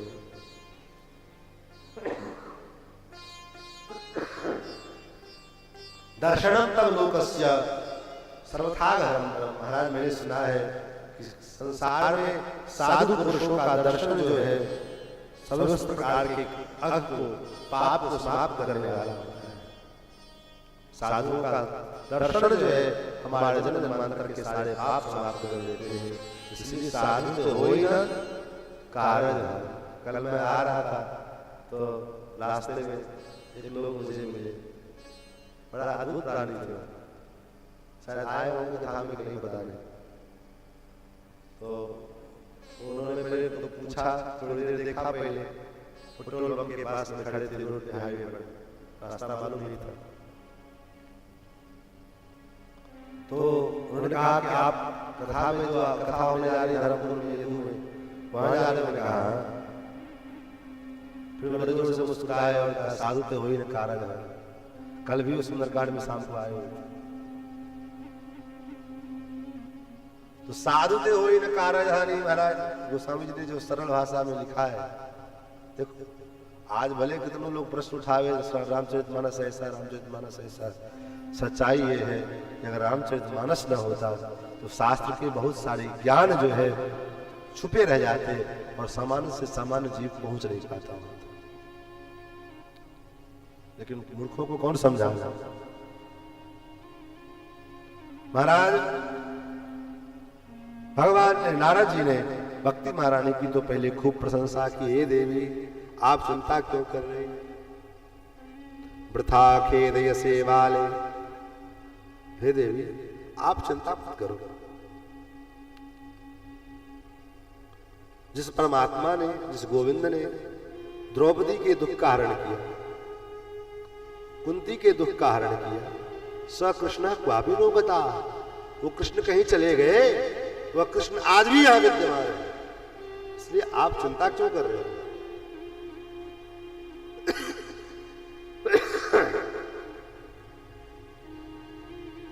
परीक्षित, ये कलयुग का प्रभाव है। इस कलयुग के प्रभाव के कारण आपको ये दुख झेलना पड़ रहा है। आप चिंता मत करो। पर माता भक्ति महारानी ने पूछा कि नारद जी जब कलयुग में इतना दोष था तो परीक्षित जी ने मारा नहीं, क्यों नहीं? कलयुग को मार देना चाहिए था कलयुग। नारद जी मुस्कुराए और नारद जी मुस्कुराते हुए कहते हैं, हे भक्ति महारानी कलयुग में भले लाखों दोष है, मानता हूं ये बात, कलयुग में लाखों दोष हैं, लेकिन कलयुग में एक महान गुण है। क्या महान गुण है? न मया मारणीयोयम सारंग इव सारभूत। इसलिए इसी गुण के कारण परीक्षित जी ने एक कलयुग का वध नहीं किया। क्या दोष है, क्या गुण है? यत् फलम नास्ति तपसा न योगे न समाधिना तत्फलम लभते सम्यक कलो केशव कीर्तना। इस कलिकाल में और युगों में जो फल बड़े बड़े योग साधना करने के बाद में मिलते थे कि नहीं मिलते थे, द्वापर में पूजा करने पर मिलते थे, त्रेता में यज्ञ करने पर मिलते थे, सतयुग में तप करने पर मिलते थे, और ऐसे परमात्मा कलयुग में कुछ न करने पर मिलते हैं। ऐसा कैसे हो सकता है कि कुछ ना करने पर मिल जाते हैं हमारे? बोले हाँ, उदाहरण दिखावे आपको, सुनोगे तो आश्चर्य लगेगा।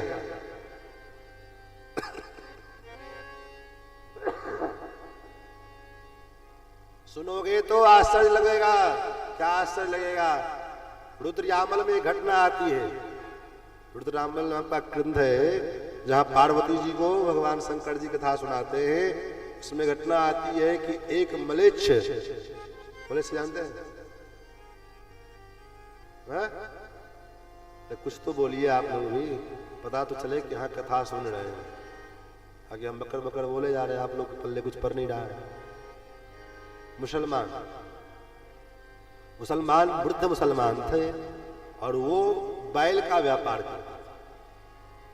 बैल बेच करके शाम के समय बाजार से अपने घर को लौट रहा था। थके मांदा होने के नाते एक वृक्ष के नीचे बैठ करके और वो थोड़ा आराम कर रहा था। उसी समय शिकारी के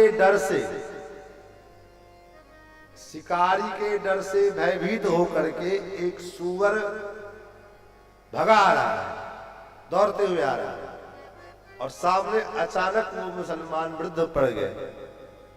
सो सूअर की टक्कर से वो मुसलमान एक गड्ढे में गिरे, और वो गिरे उसी समय उनके मुख से निकला कि हराम ने मार डाला। हारामेण हतोस्मि भूमि पतितो जल्पस्तरुं त्यक्तवान् कृष्णो गोस्पदवत् भवार्णवो। कैसे? हराम ने मार दिया। गाली हुआ ना, गाली हुआ। गाली के रूप में उसने प्रयोग किया कि हराम ने मार दिया, लेकिन अंत में उसके समय से मुख से निकला हराम, और उसी समय उसकी मृत्यु हो गई। परिणाम क्या हुआ? तो जैसे कहते हैं भगवान शंकर, तृष्णो गोस्पद वध, गाय के खुर से गड्ढा हो जाए और बरसात के कारण उसमें वर्षा के पानी से गड्ढा में पानी भर जाए, उस गाय के खुर के उस गड्ढे भरे पानी को पार करना कितना कठिन है। तो एक बच्चा भी पार कर जाता है। तो जैसे उस गोपद के समान गाय के खुर के बड़े हुए गड्ढे में भरे हुए जल को बच्चा भी पार कर जाता है, उसी प्रकार से वो मुसलमान इस संसार सागर को क्षण में पार कर गया। कुछ करना पड़ा उसको? कुछ नहीं करना पड़ा। एक काम वो भी धोखे से हुआ। क्या हो गया? बोले भगवान का नाम मुख से निकल गया। इसीलिए इसी का अनुवाद इसी दृश्य को देख करके, क्योंकि भगवान भोलेनाथ के ही तो मानस पुत्र है तुलसीदास जी महाराज, उन्हीं के तो जो है अनुयायी है। इसलिए तो इसी का दृश्य को देख करके गोस्वामी जी ने लिख दिया। क्या लिख दिया? भाय को भायनक आलस, भाय को भायनक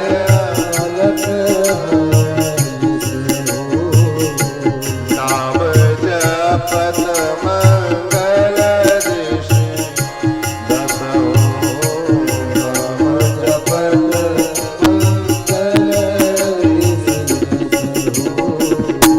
नाम जपत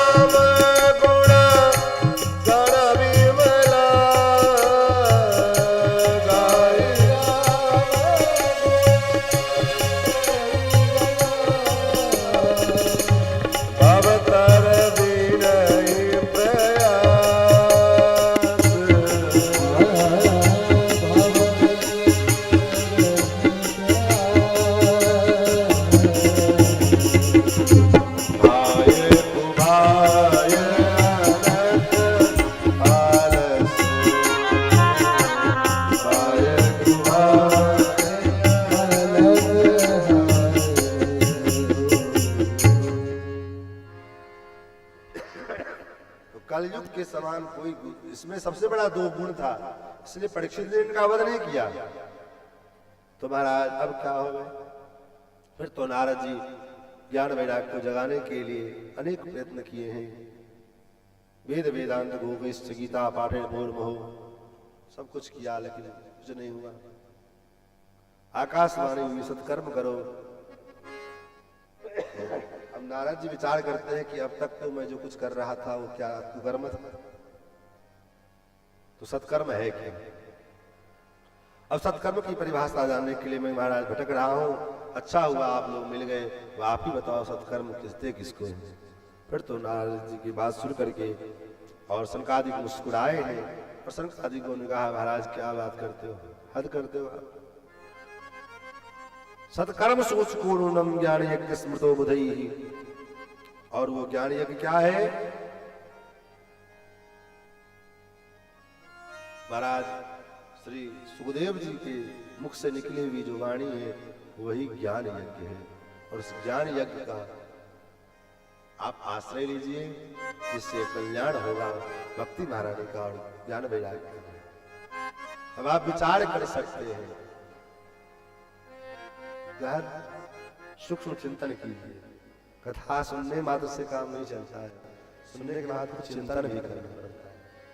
विचार ये कीजिए, जो कथा भगवान की परम प्रिया भक्ति महारानी भगवान की प्रिया है और उनके दुख का निवारण कर सकते हैं, उनके दुखड़े दूर कर सकते हैं, तो क्या हमारे आपके जीवन में दुखड़े दूर नहीं हो सकते? निश्चित होंगे, लेकिन उस ढंग से हम सुने तब तो सुनना पड़ेगा। महाराज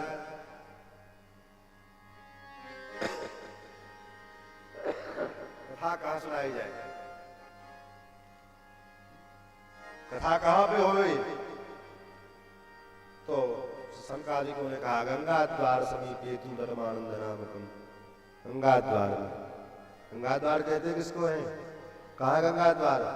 जिसको आज हम लोग हरिद्वार कहते हैं, उसी का नाम गंगा द्वार है।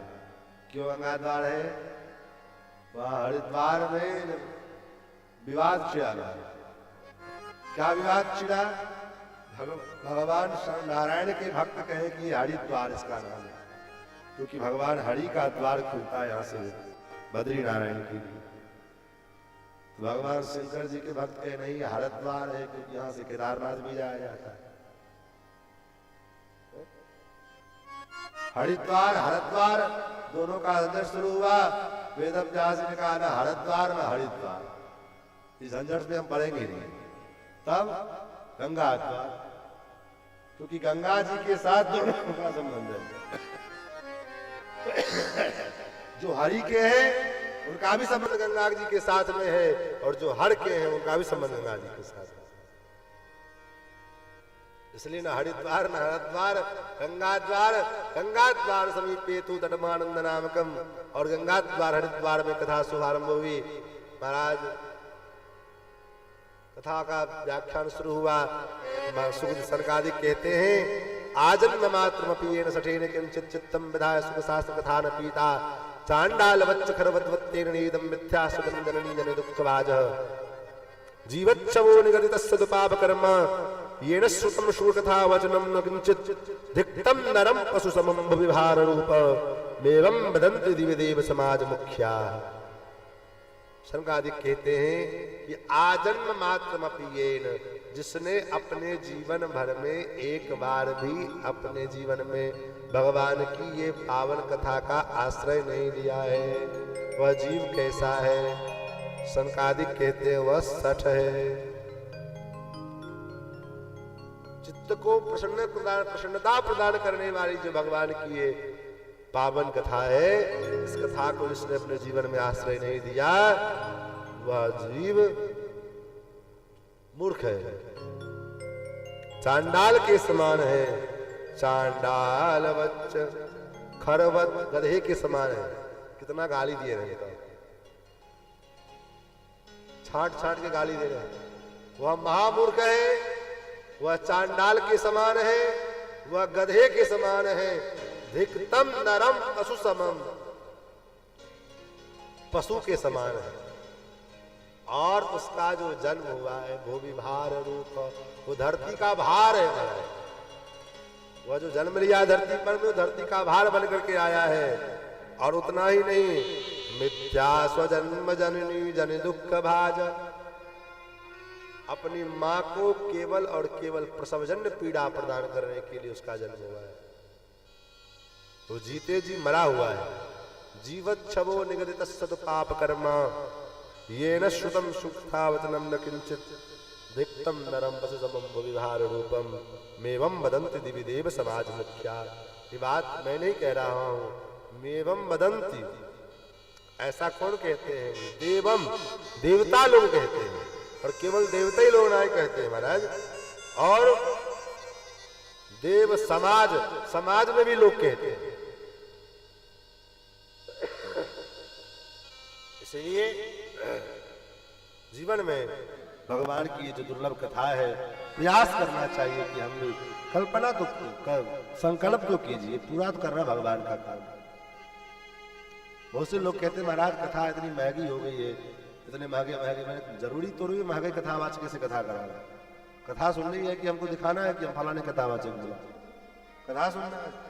और जो कथा परंपरागत गुरु से पढ़े हुए हो उनसे आप कथा सुनो। कथा, हाँ, ये भी नहीं कि कथा किसी से सुन लिया जाए।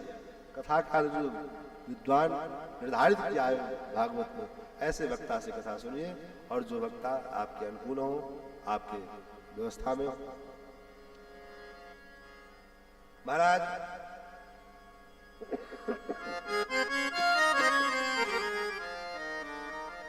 अनेक प्रकार की बातों को सुनाते हुए श्री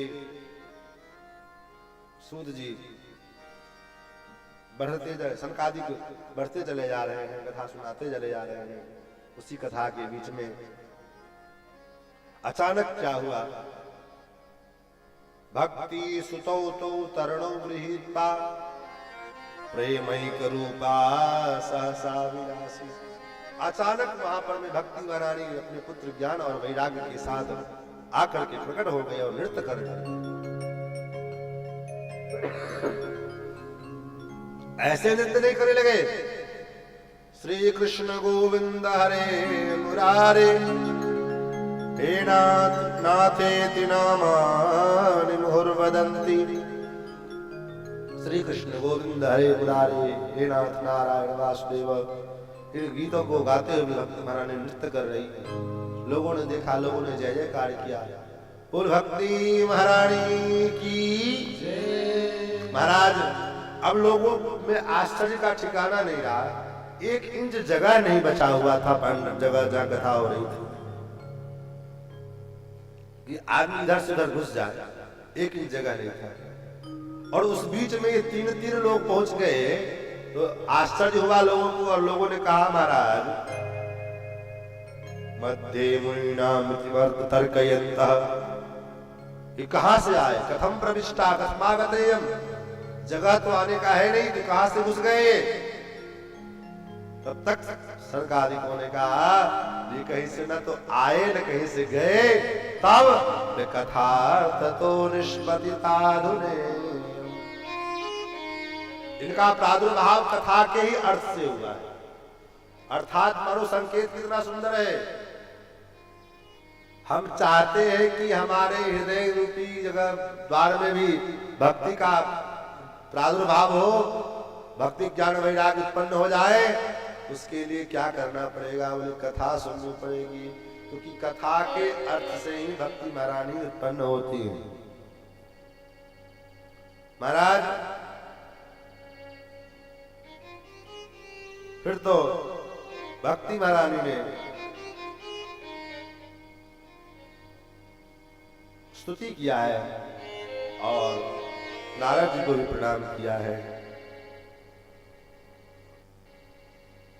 फिर प्रश्न किया सनकादिकों ने, नारद जी ने सनकादिकों से कि किन किन कैसे कैसे जीव इस कथा को सुन करके अपना कल्याण प्राप्त कर सकते हैं, कैसे कैसे जीवों का उद्धार हुआ है। के विशुद्ध्यन्ति वदन्ति मह्यम्।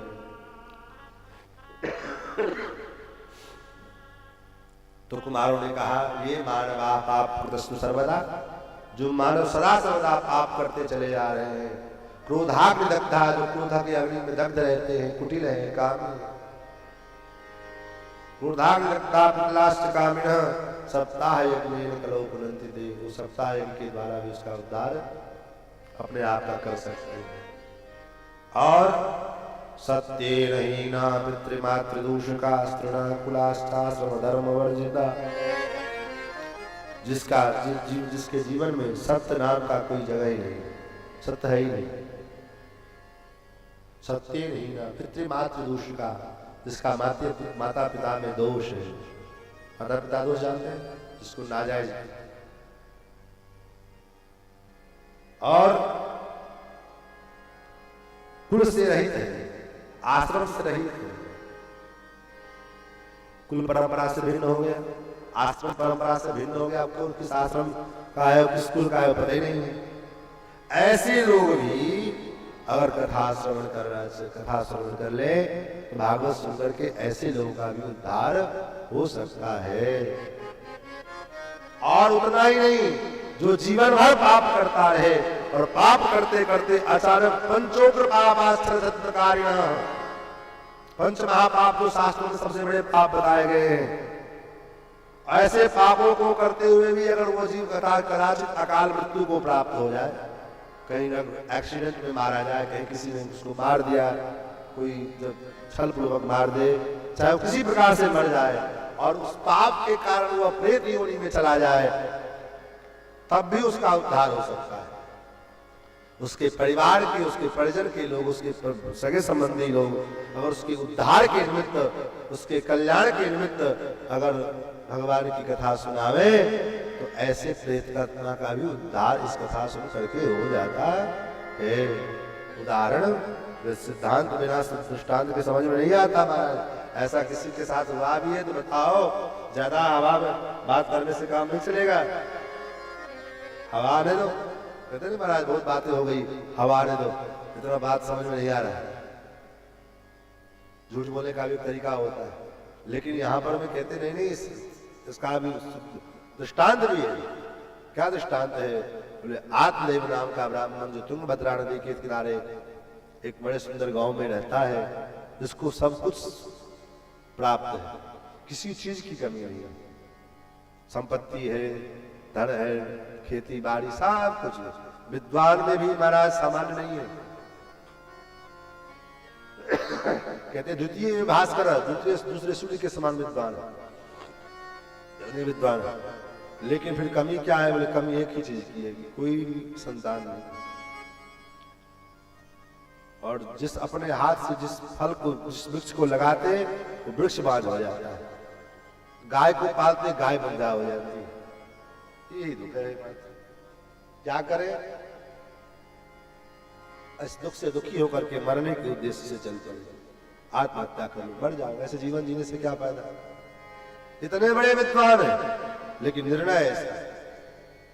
चले रास्ते में एक वृक्ष के नीचे दुखी होकर के रो रहे थे, तक सन्यासी जी आए। सन्यासी जी कौन है? ये साक्षात भगवान ही सन्यासी है।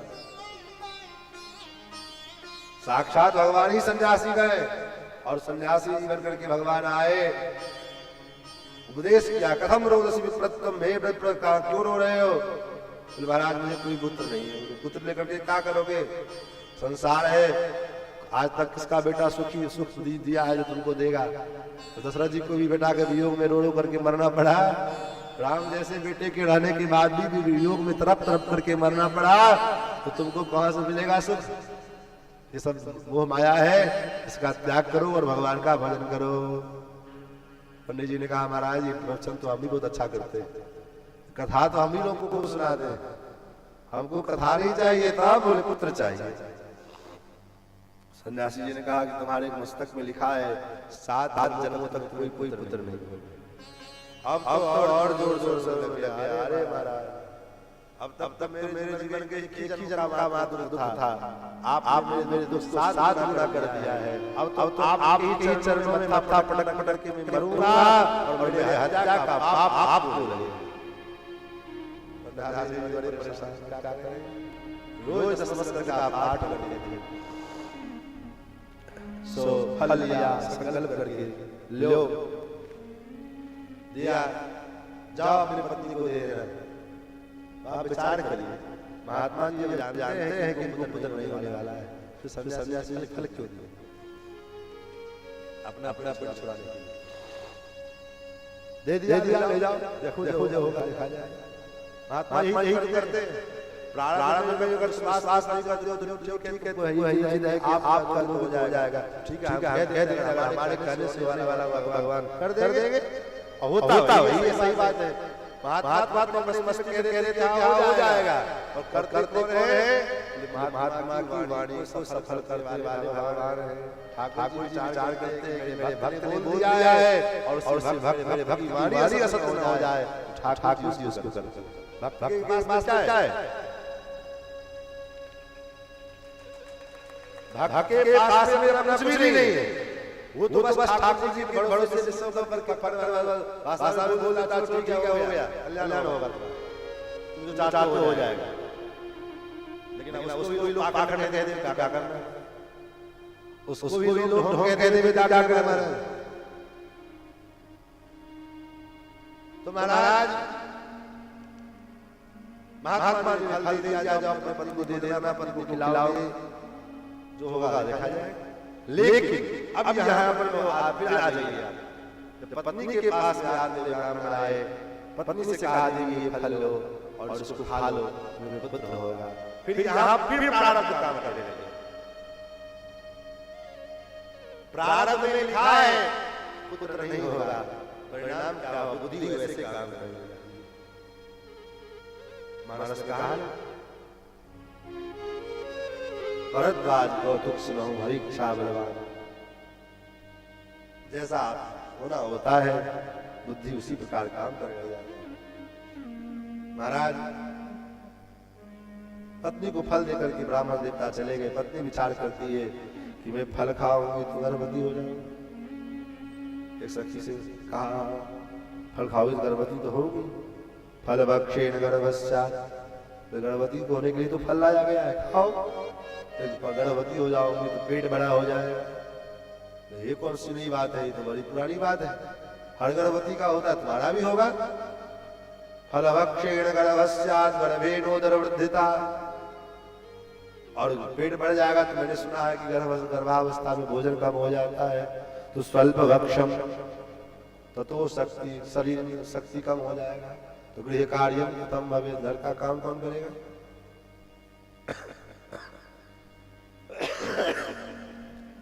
पड़ोसन ने कहा कुछ नहीं हुआ, चिंता मत करो, ये सब मत सोचो। चल कोई बात नहीं, ये सब मत नहीं सोचो। कदाचित गांव में आग लग गई। जैसे फागुन की हवा शुरू हो गई है, इस महीने में बहुत आग लगता है। अभी से लेके चैत वैशाख तक खूब आग लगता है। अब तो लोग के घर पक्के हो गए। पुराने जमाने में तुम्हारा कच्चे घर होते थे तो खूब आग लगते थे, हम लोगों ने देखा है। तो धुंधली कहती है दैवात घाटी ब्रजेत ग्रामे, कदाचित गांव में आग लग गई तो सब तो भाग लेंगे, मैं पलायित गर्भणी कथम, मैं तो दौड़ ही नहीं पाऊंगी, मेरा पेट इतना बड़ा रहेगा तो मैं कैसे बच पाऊंगी। पड़ोसन ने कहा अरे जो क्या फालतू की बकवास सोचती रहती, कुछ नहीं होगा ऐसा। अरे गांव में आग लगेगा तो तुम्हारे के लिए आग लगेगा, सबके लिए आग लगेगा। मरना होगा तो वैसे मरना, जब जीना होगा वैसे जीना, तो कोई बात नहीं। ये बात ये तर्क चला गया। दूसरा तर्क फिर देती क्या है? सुकवन निवसेत गर्भस्थम कुक्षेत तमुत्सृजेत। जैसे मैंने सुना है ऋषि, मैंने सुना है कि सुखदेव जी 12 वर्ष तक अपनी माँ की कोख में रहे। मेरा बेटा 2, 4, 5 साल भी अगर मेरे पेट में रह गया तो तदा में मरणम भवे, मेरा तो मरना तय हो गया, मैं तो निश्चित रूप से मर जाऊंगी। एवं कुतर्क योगेन तत्फलम नैव भक्षितम। संगादि कहते इस प्रकार से कुतर्क करके उस फल को उसने नहीं खाया। अब इस बात को जरा आध्यात्मिक रूप में देख करके, ये सन्यासी कौन है? बोले महात्मा है। आत्मदेव कौन है? बोले आत्मा है। और धुंधली बुद्धि है। आत्मा स्वरूप आप जो है यहाँ कथा सुनने के लिए आए महात्मा के पास।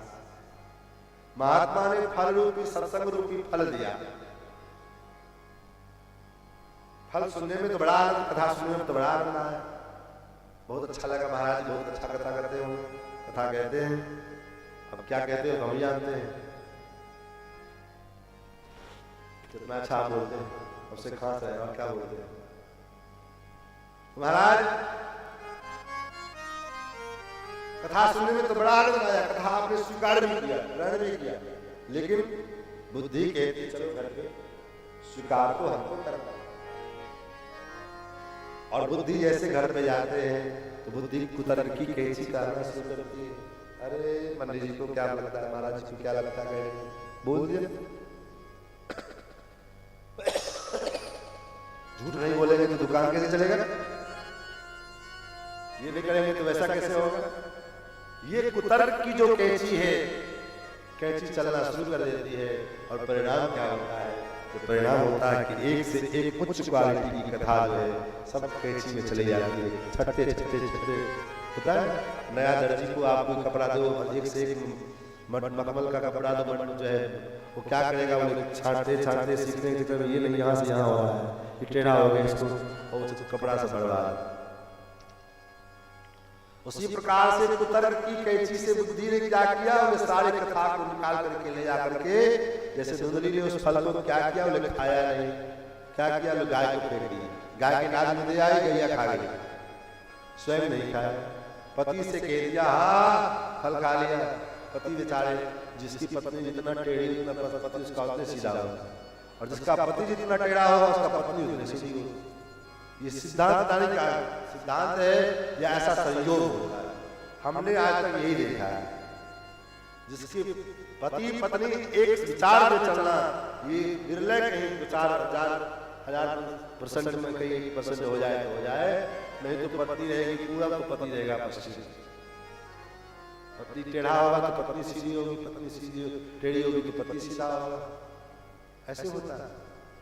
आज मेरे ब्राह्मण बेचारे भोले भाले, ठीक है खा लिया। अब फल खा लिया, ये आम को इस बाजार का फल तो खा नहीं, चलो खा लिया, सवेरे काम खत्म। इस फल का परिणाम भी तो दिखना चाहिए।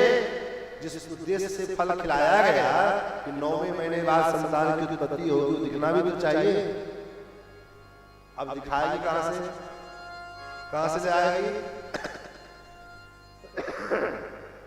तो कहते हैं कि अपनी बहन को इसने मनाया और कहा देवी तुम्हारे तो बहुत सारे पहले से बच्चे हैं, अब जो तुमको बच्चा होने वाला है इसको हमको दे देना, और मैं अपने पति से कह दूंगा कि यही आपका बेटा है, और तुमको उसके बदले में जो कहोगे धन संपत्ति दे देंगे, और बेटा हमारा होगी तुम्हारा हो रहेगा तो अपने पास में रहेगा, कोई बाहर जाएगा।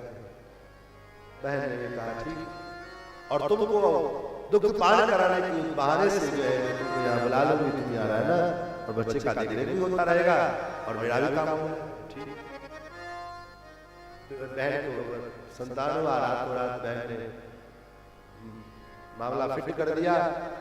बहन के पास बच्चे को भेज दिया, अपने घर वालों को कहा कि मेरा बेटा मरे पैदा हुआ।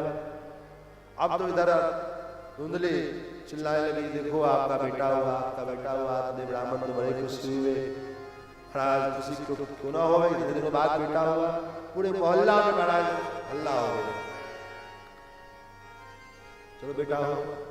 लेकिन उस गाय को जो फल दे दिया था, गाय ने जो उस फल को खाया, फल का प्रभाव उस गाय के गर्भ से भी एक संतान उत्पन्न हुआ, जो दिखने में पूरा शरीर को महाराज का मनुष्य की आकृति का है और कान है गाय के समान, इसलिए नाम पड़ा गोकर्ण। अपने बेटे का नामकरण करने के लिए जा रहे थे। धुंधली ने कहा क्यों जन्म दिया आपने, नामकरण करोगे आप, नाम आपके नाम पर रखा जाएगा, ऐसा कैसे हो सकता है। इसके पैदा होने में मैंने बहुत कष्ट किया है, और कष्ट कितना किया भगवान जानते हैं। हमारे जगन्नाथ मंदिर के संतोषाचार्य स्वामी महाराज कहते थे, जिसकी पैदाइशी में बीमारी होगी उसके आगे चल के क्या होगा। तो धुंधकारी के पैदाइशी में बीमारी है महाराज, धुंधली ने कहा मैं जैसी हूं वैसे मेरे बेटे का नाम होगा। बोले तो ठीक है देवी, नाम रखो। क्या नाम रखोगे? बोले मैं धुंधली और मेरे बेटे का नाम धुंधकारी। अब तो धुंधकारी महान दुष्ट निकला आगे चल करके, और गोकर्ण जी महाराज महान पंडित ज्ञानी हुए। अब विचार करिए, कल ये आत्मदेव ब्राह्मण रो रहा था कि बेटा नहीं है, आज बेटा है तब भी आत्मदेव रो रहा है। ये क्यों रो रहा है? क्व गच्छामि क्व तिष्ठामि क्व मे दुःखम विभूय। कहाँ जाओ, किसके पास बैठूं? मैं इतना बड़ा पंडित ज्ञानी और मेरा बेटा इतना नालायक हो गया है। लोगों को कुआं में बच्चों को खेलने के बहाने कुएं में ढकेल देते, सब हंसते न भोजन हो, जबकि सबको स्पर्श करने के बाद बिना नहाए तो घर में नहीं प्रवेश करना चाहिए, लेकिन ये सबको छू करके और उसके बाद भोजन करता था।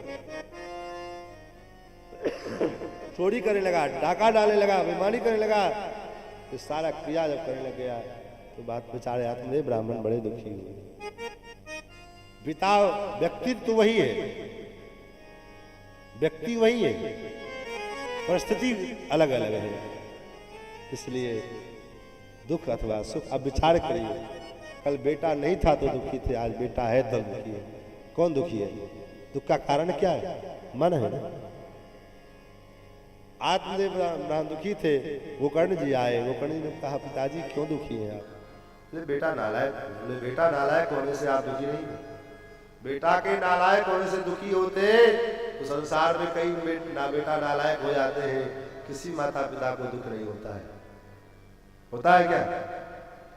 संसार में सैकड़ों हजारों शराबी बेटा घूम रहे हैं, किसी माता पिता को दुख नहीं होता है। दुख कब होता है? जब अपना बेटा शराब पी करके रात के 12 बजे में आता है और घर में नाटक करता है, तब दुख होता है। तो दुख का कारण क्या है? उन्हें बेटा नहीं है। तब गोकर्ण जी कहते हैं पिताजी दुख का कारण है मोह। ये अपना है, ये मेरा बेटा, ये जो मेरा है, इस मेरापन के मेरेपन के कारण ये दुख होता है। इसलिए पिताजी मैं जो कहता हूँ सुनो। देहेस्तिमां सुरेमिमतिं दयत्वं जाया सुतादिषु सदा पश्यानसं जगदिदं क्षणभङ्गुनिष्ठं वैराग्यरागिरसुको भवभक्तिनिष्ठः। महाराज देहेस्तिमां सुरे,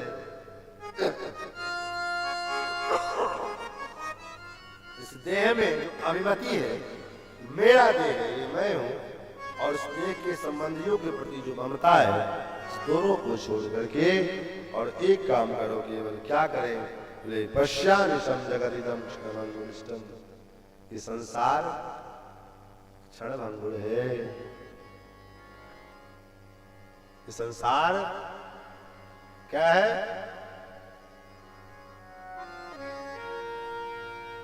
क्षणभंगुर। जैसे पानी में बुलबुला उठता है ना, देखे ना, पानी में बुलबुला उठता है, और बुलबुले का कितना देर का ठिकाना है क्या मतलब कोई बता सकता है?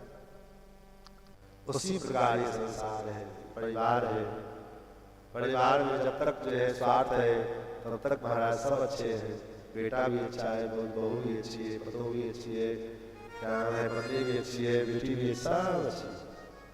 और जैसे ही थोड़ा सा बड़े बेटे से प्रेम होगा, छोटा बेटा कहेगा हम क्यों करें, हमको क्या मतलब है। अगर कदाचित बेटे को मारने लग जाओगे तो बेटी कहेगी महाराज हमसे क्या मतलब है, हमको तो आज तक पूछ ही नहीं करते हो, अब क्यों पूछोगे, घर में बेटा बहू आ गया तो हमसे क्या मतलब है। और ऑटोमेटिक पढ़ाया पढ़ाया जाता है, होता है कि नहीं? ऑटोमेटिक पढ़ाया पढ़ाया पहले से ही। भाई संतान दोनों है, बेटा भी है और बेटी भी है, तो बेटा की जुदाई होने पर जितना गम होता है उतना बेटी पर भी। कारण की बेटी जिस दिल से पैदा हुई उस दिल से हम ईमान में जो है बसा लेते हैं कि पढ़ाई है चली जाए। जब ये बात जिसको आपने जन्म दिया उसके विषय में जब आप एक्सेप्ट कर रहे हो फिर संसार में क्यों नहीं होता है? जो आपका खून है, आपके शरीर का एक अंग है, और उसके विषय में हमने स्वीकार कर लिया कि बेटी जो है, बेटी एक दिन पढ़ाई है, पढ़ाई घर चली जाएगी, और वो अगर कदाचित सदा के लिए दूर चली जाती है तो उतना वो नहीं होता, उतना कष्ट नहीं होता। और वो बात करना भी बंद कर दिए तो 4 साल के बाद फिर भूल जाते हैं, वो मस्त है तुम भी मस्त हो। लेकिन बेटा में नहीं होता है। बेटा चाहे लाठी मारे, लात मारे, कुछ भी करे, क्यों? संतान तो वो भी है। तो कारण यही है कि मन ने इस चीज को एक्सेप्ट कर लिया है कि ये हमारा अपना नहीं है, पराया है।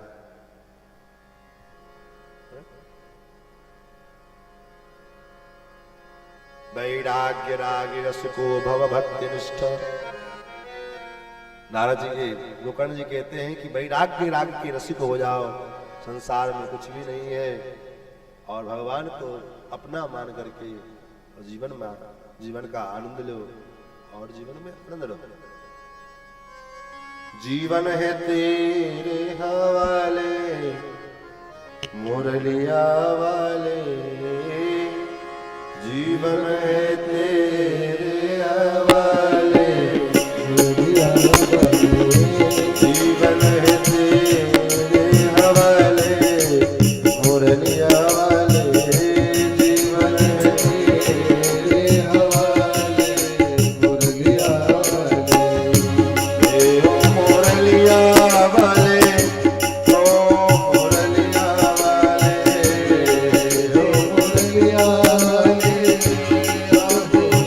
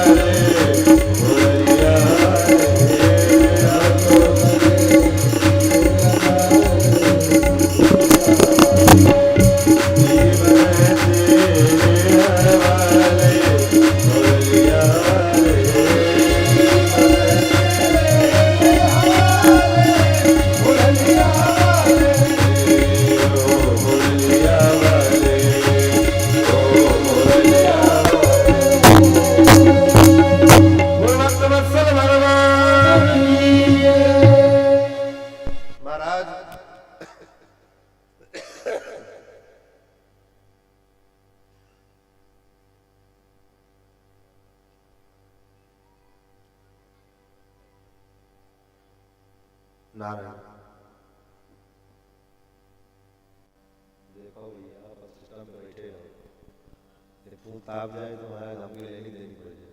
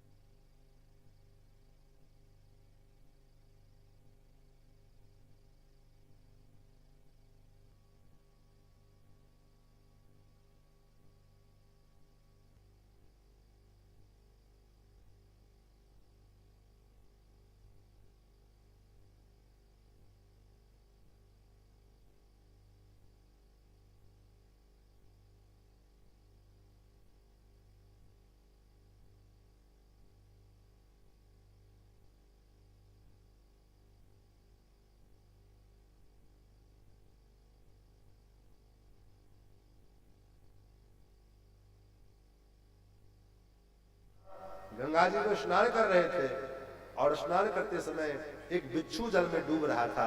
तो महात्मा जी उस बिच्छू को अपनी अंजलि में उठावे और जैसे अंजलि में उठावे तो बिच्छू पट से डंक मार दे, हाथ ढीला पड़ जाए, जल में गिर जाए। बार बार ये प्रक्रिया, उठावे डंक मारे गिर जाए, उठावे डंक मारे गिर जाए। एक आदमी ने कहा बाबा पागल हो गए हो क्या? तो क्या हुआ? ये बिच्छू तुमको बार बार डंक मार रहा है, तुम जो इसको बार बार तो बाबा ने कहा कि भैया जब बिच्छू अपना स्वभाव नहीं छोड़ रहा है, उसका स्वभाव है डंक मारना, जब बिच्छू अपना स्वभाव नहीं छोड़ रहा है तो हम साधु होकर अपना स्वभाव क्यों छोड़ दें? महाराज भगवान गोकर्ण जी कहते हैं धर्मम मजसु सततम तज लोक धर्मा सेवस्य साधु शांति काम कृष्ण। और सबसे बड़ी बात क्या है अन्यस्य दोष गुण चिंतनमासु मुक्ता अन्यस्य दोष गुण चिंतनमासु मुक्ता।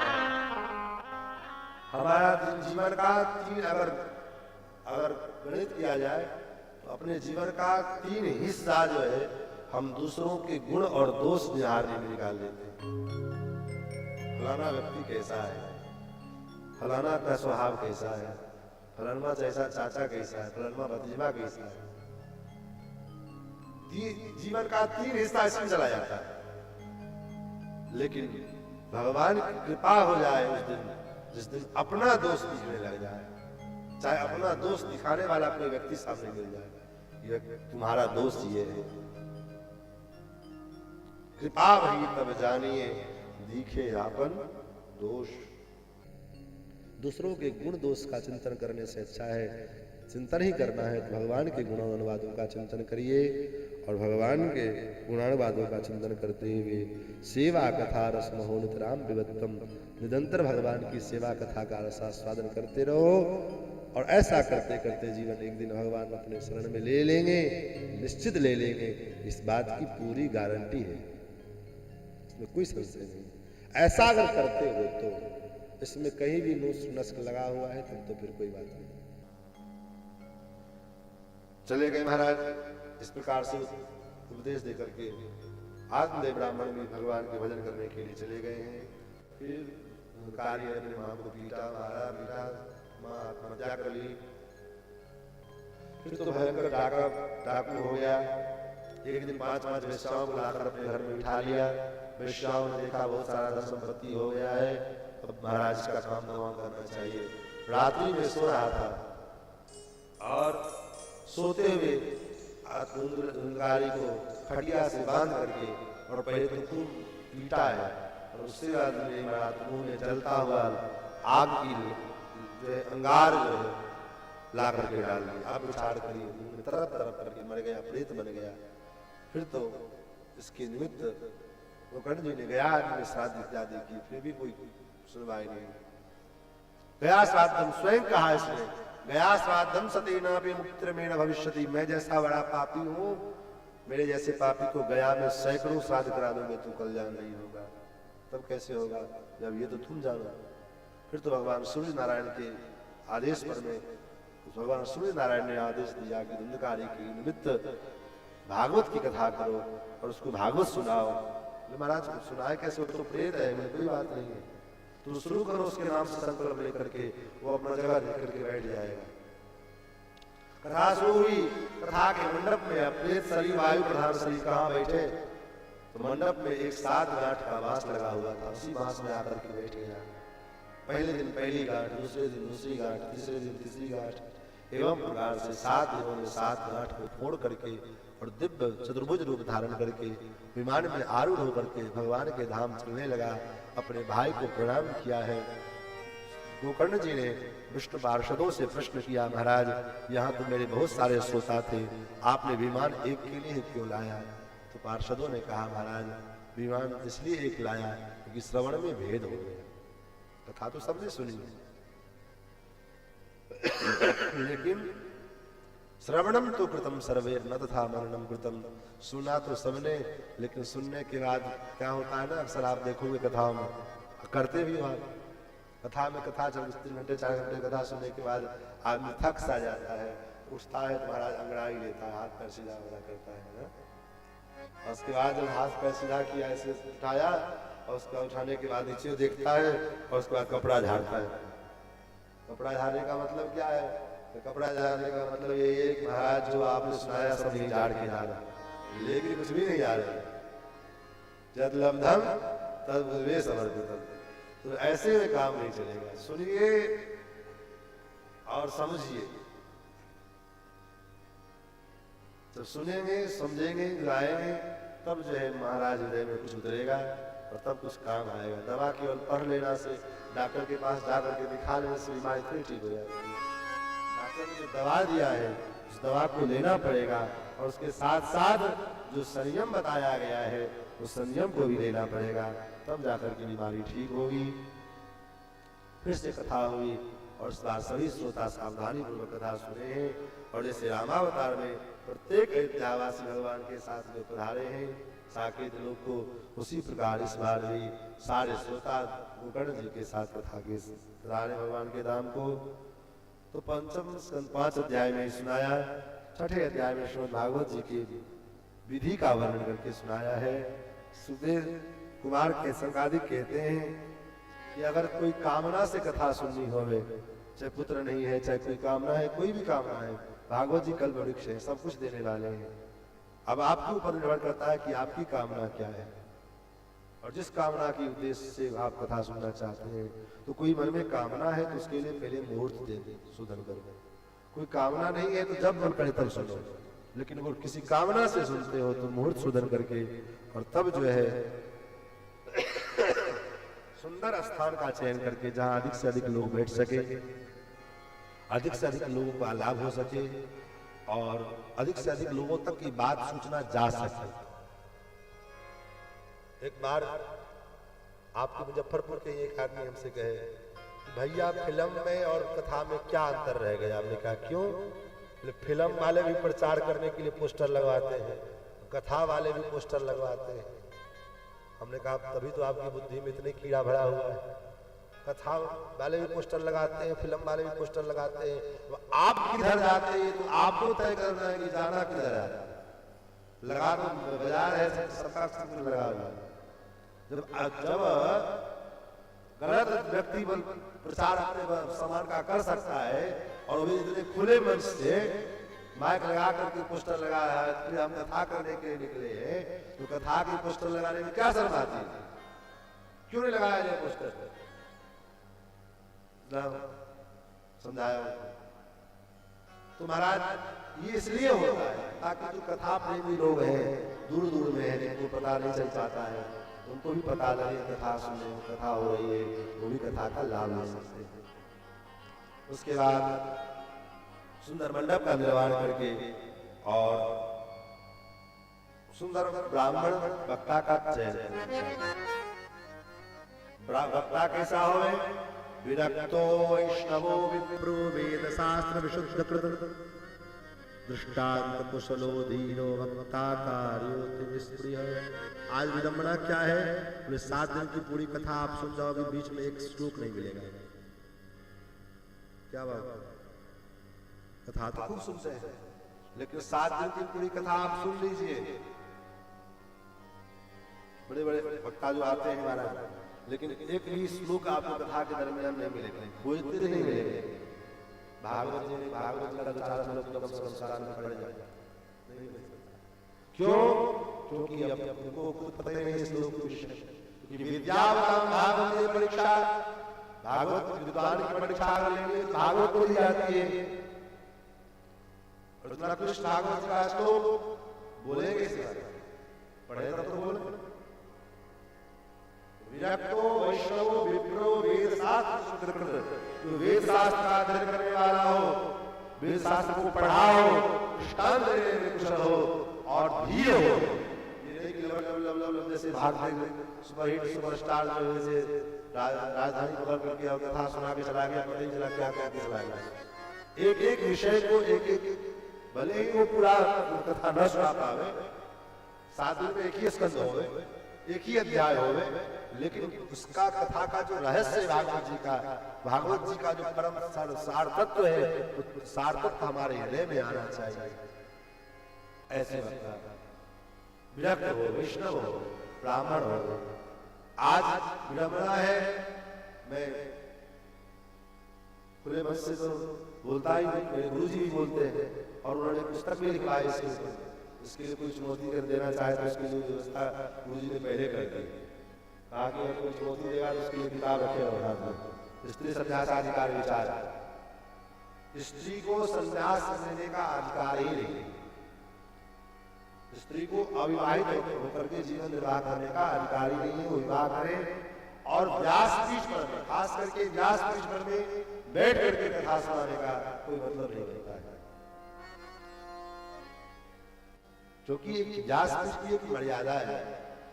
व्यासपीठ कोई सामान्य चौकी नहीं है, चलो चल करके यहाँ पर ठाठ खड़े होकर के हम देखते हैं महाराज ऐसे ऐसे नाच हो रहा है, तो ज्ञान हो रहा है, और व्यास जी जो है बाचका भी जो है उठ करके नृत्य कर रही है, रिकॉर्डिंग डांस चल रहा है, और पूरी पब्लिक जो है महाराज सीटी बजा रही है।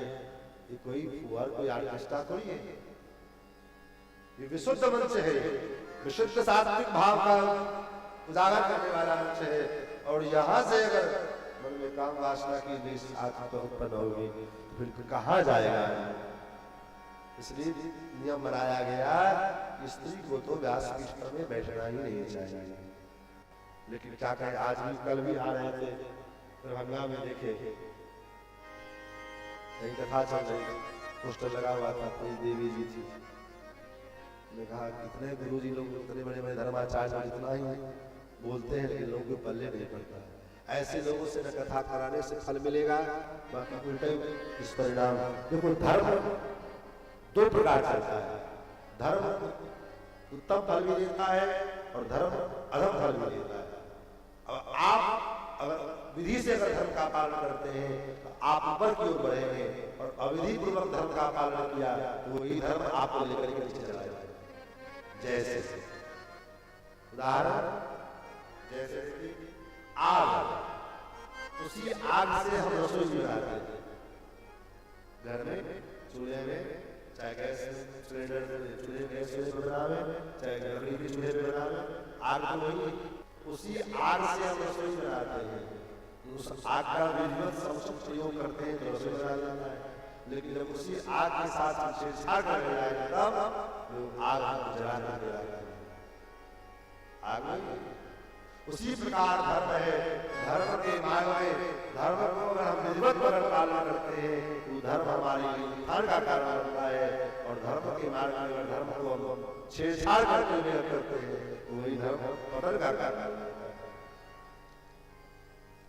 भागवत जी के सप्ताह की विधि का वर्णन करके सुनाया, वक्ता कैसा हो, सुन लिया आपने, श्रोता कैसा हो, श्रोता शांत गंभीर, क्रोध न करे, साथ ज्यादा बोले नहीं, कंबल के आसन पर में, घुटू पर में, जमीन पर में आसन बिछा करके शयन करे, 7 दिन तक 7 रात्रि होए तो दूध आहार करके रहे, अगर शरीर उस लायक न हो तो फलाहार करते रहे, और शरीर उस फलाहार में भी सक्षम न हो तो फलाहार में सक्षम न हो तो एक समय भोजन, एक समय फलाहार करते रहे, और उसमें भी अगर शरीर सक्षम न हो तो उसमें भी अगर शरीर सक्षम न हो तो 7 दिन में 7 बार कराए कथा सुने। भोजन के बारे में, भोजन करने से शरीर स्वस्थ रहता है। मुख्य उद्देश्य है कथा सुनना, कथा में भी नहीं होना चाहिए, बाकी चाहे भोजन करना पड़े चाहे फलाहार, ये अपने शरीर पर निर्भर करता है, इसके लिए कोई विशेष नहीं है। अब पता लगा फलाहार के चक्कर में महाराज 7 दिन फलाहार करेंगे तो शरीर में हालत खराब होगी, कथा भी होगी तो क्या फायदा कथा फलाहार करने से। इसलिए कथा सुनना का उद्देश्य है न कि फलाहार करना। फलाहार करने के बहुत सारे व्रत हैं, एकादशी है, वक्रदासी है, कृष्णाष्टमी है, सब व्रत है बड़े। महाराज इस प्रकार से कथा का वर्णन किया। अंत में कथा के अंत में भक्त लोग कीर्तन किए, और ऐसा कीर्तन किया है कि भगवान उस कीर्तन में प्रकट हो गए। तो प्रहलाद जी महाराज उस कीर्तन में कौन कौन आए? ब्रह्मा जी आए, शंकर जी आए, और क्यों ब्रह्मा जी शंकर जी नहीं आए, प्रहलाद जी महाराज आए। इस कीर्तन में जब संकालिकों ने कथा के बाद कीर्तन की है, उस कीर्तन में प्रहलाद जी महाराज आए, ताल बजाया। प्रहलाद उद्धव कांक्षधारी वीणाधारी सुदर्शी। श्री देवर्षि नारद वीणा बजा रहे हैं, स्वर्ग कुशल गया राग करता, स्वर्ग कुशल अर्जुन महाराज राग आलाप रहे हैं, देवराज मृदंग बजा रहे हैं। इंद्रो आदि मृदंगम जय जय सुपरा, कीर्तने ते तुम्हारा यद्राग्ने भाव प्रसरया व्यासपुत्रो। महाराज सबों ने कीर्तन गाया है, और ऐसा कीर्तन गाया है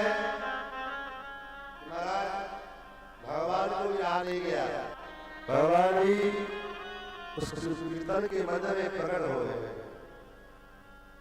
नरार्तमध्ये त्रिकमेव तत्र भक्त्यादिकानां नटवत्सुतेजसा। महाराज भगवान भी उस कीर्तन में प्रकट हो गए, और जब भगवान प्रकट हो गए तो देवताओं ने और सब भक्तों ने भगवान के चरणों को पकड़ लिया। भगवान ने कहा क्या चाहते हो? बोले ज्यादा कुछ नहीं चाहते। तब भक्तों ने कहा महाराज अब आप यही आशीर्वाद दे दे कि जहां भी कोई भक्त आपका कीर्तन करे उस कीर्तन में आप बिना बुलाए वहां पहुंच जाए।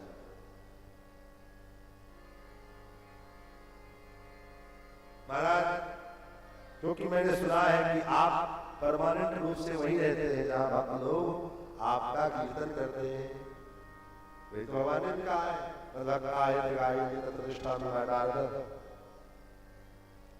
तो महाराज जहां भक्त लोग आपको गावे आपका कीर्तन करें वहीं पर में आप निवास करो।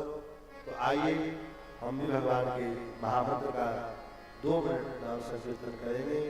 तत्पश्चात भगवान की आरती और आज की कथा करेंगे विराम, क्योंकि आज कथा विलंब भी हुई है और समय हम तो 2 घंटा लेकर के चले थे, लेकिन होते होते लगभग 2.5 घंटा से ऊपर हो गए।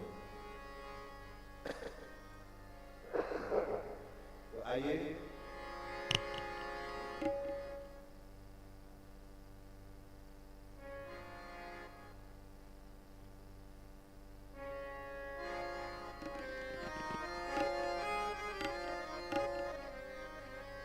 भगवान नाम से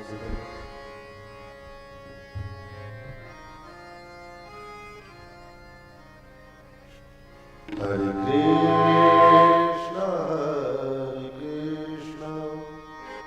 कृष्ण कृष्ण हरे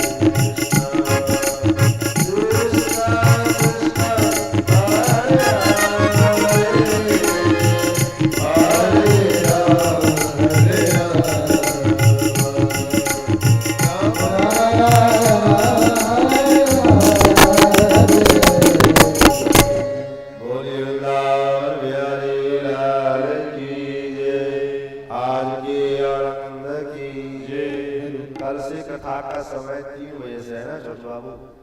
श्री राधे। कल से कथा का समय कितने बजे का है? 3 बजे से ना? हाँ?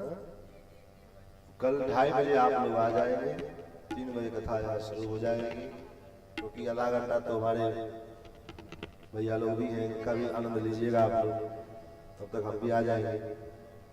तो 2 बजे ये लोग विराजमान हो जाएंगे, आप लोग कम से कम 2:30 बजे तक यहाँ पर पहुँच जाए। और आरती आप लोग लाएंगे क्या साथ में? तो जहाँ है वहीं से आरती करेंगे, आरती ला करके, क्योंकि यहाँ तक आने में गैदरिंग हो जाएगी। और आइए अब हम लोग भागवत जी के, ठाकुर जी की आरती, भागवत जी की आरती तो हो ही गई है, ठाकुर जी की आरती होगी। श्री राधे। श्री राधे।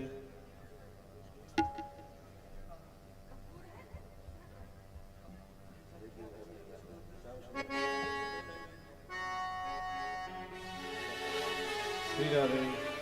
श्री राधे। श्री राधे।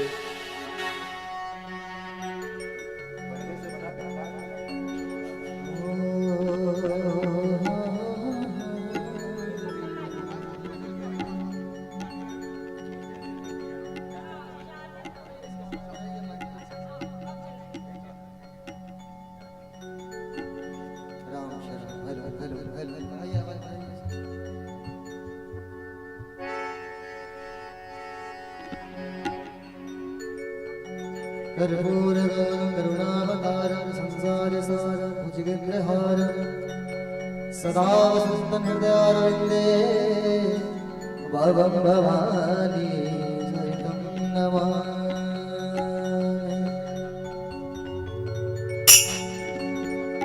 आरती गाऊं आपको मनाऊं, श्याम सुंदर तेरी आरती गाऊं, श्याम सुंदर तेरी आरती गाऊं, पानी बिहारी तेरी आरती गाऊं, पानी बिहारी तेरी आरती गाऊं, आरती गाऊं प्यारे आपको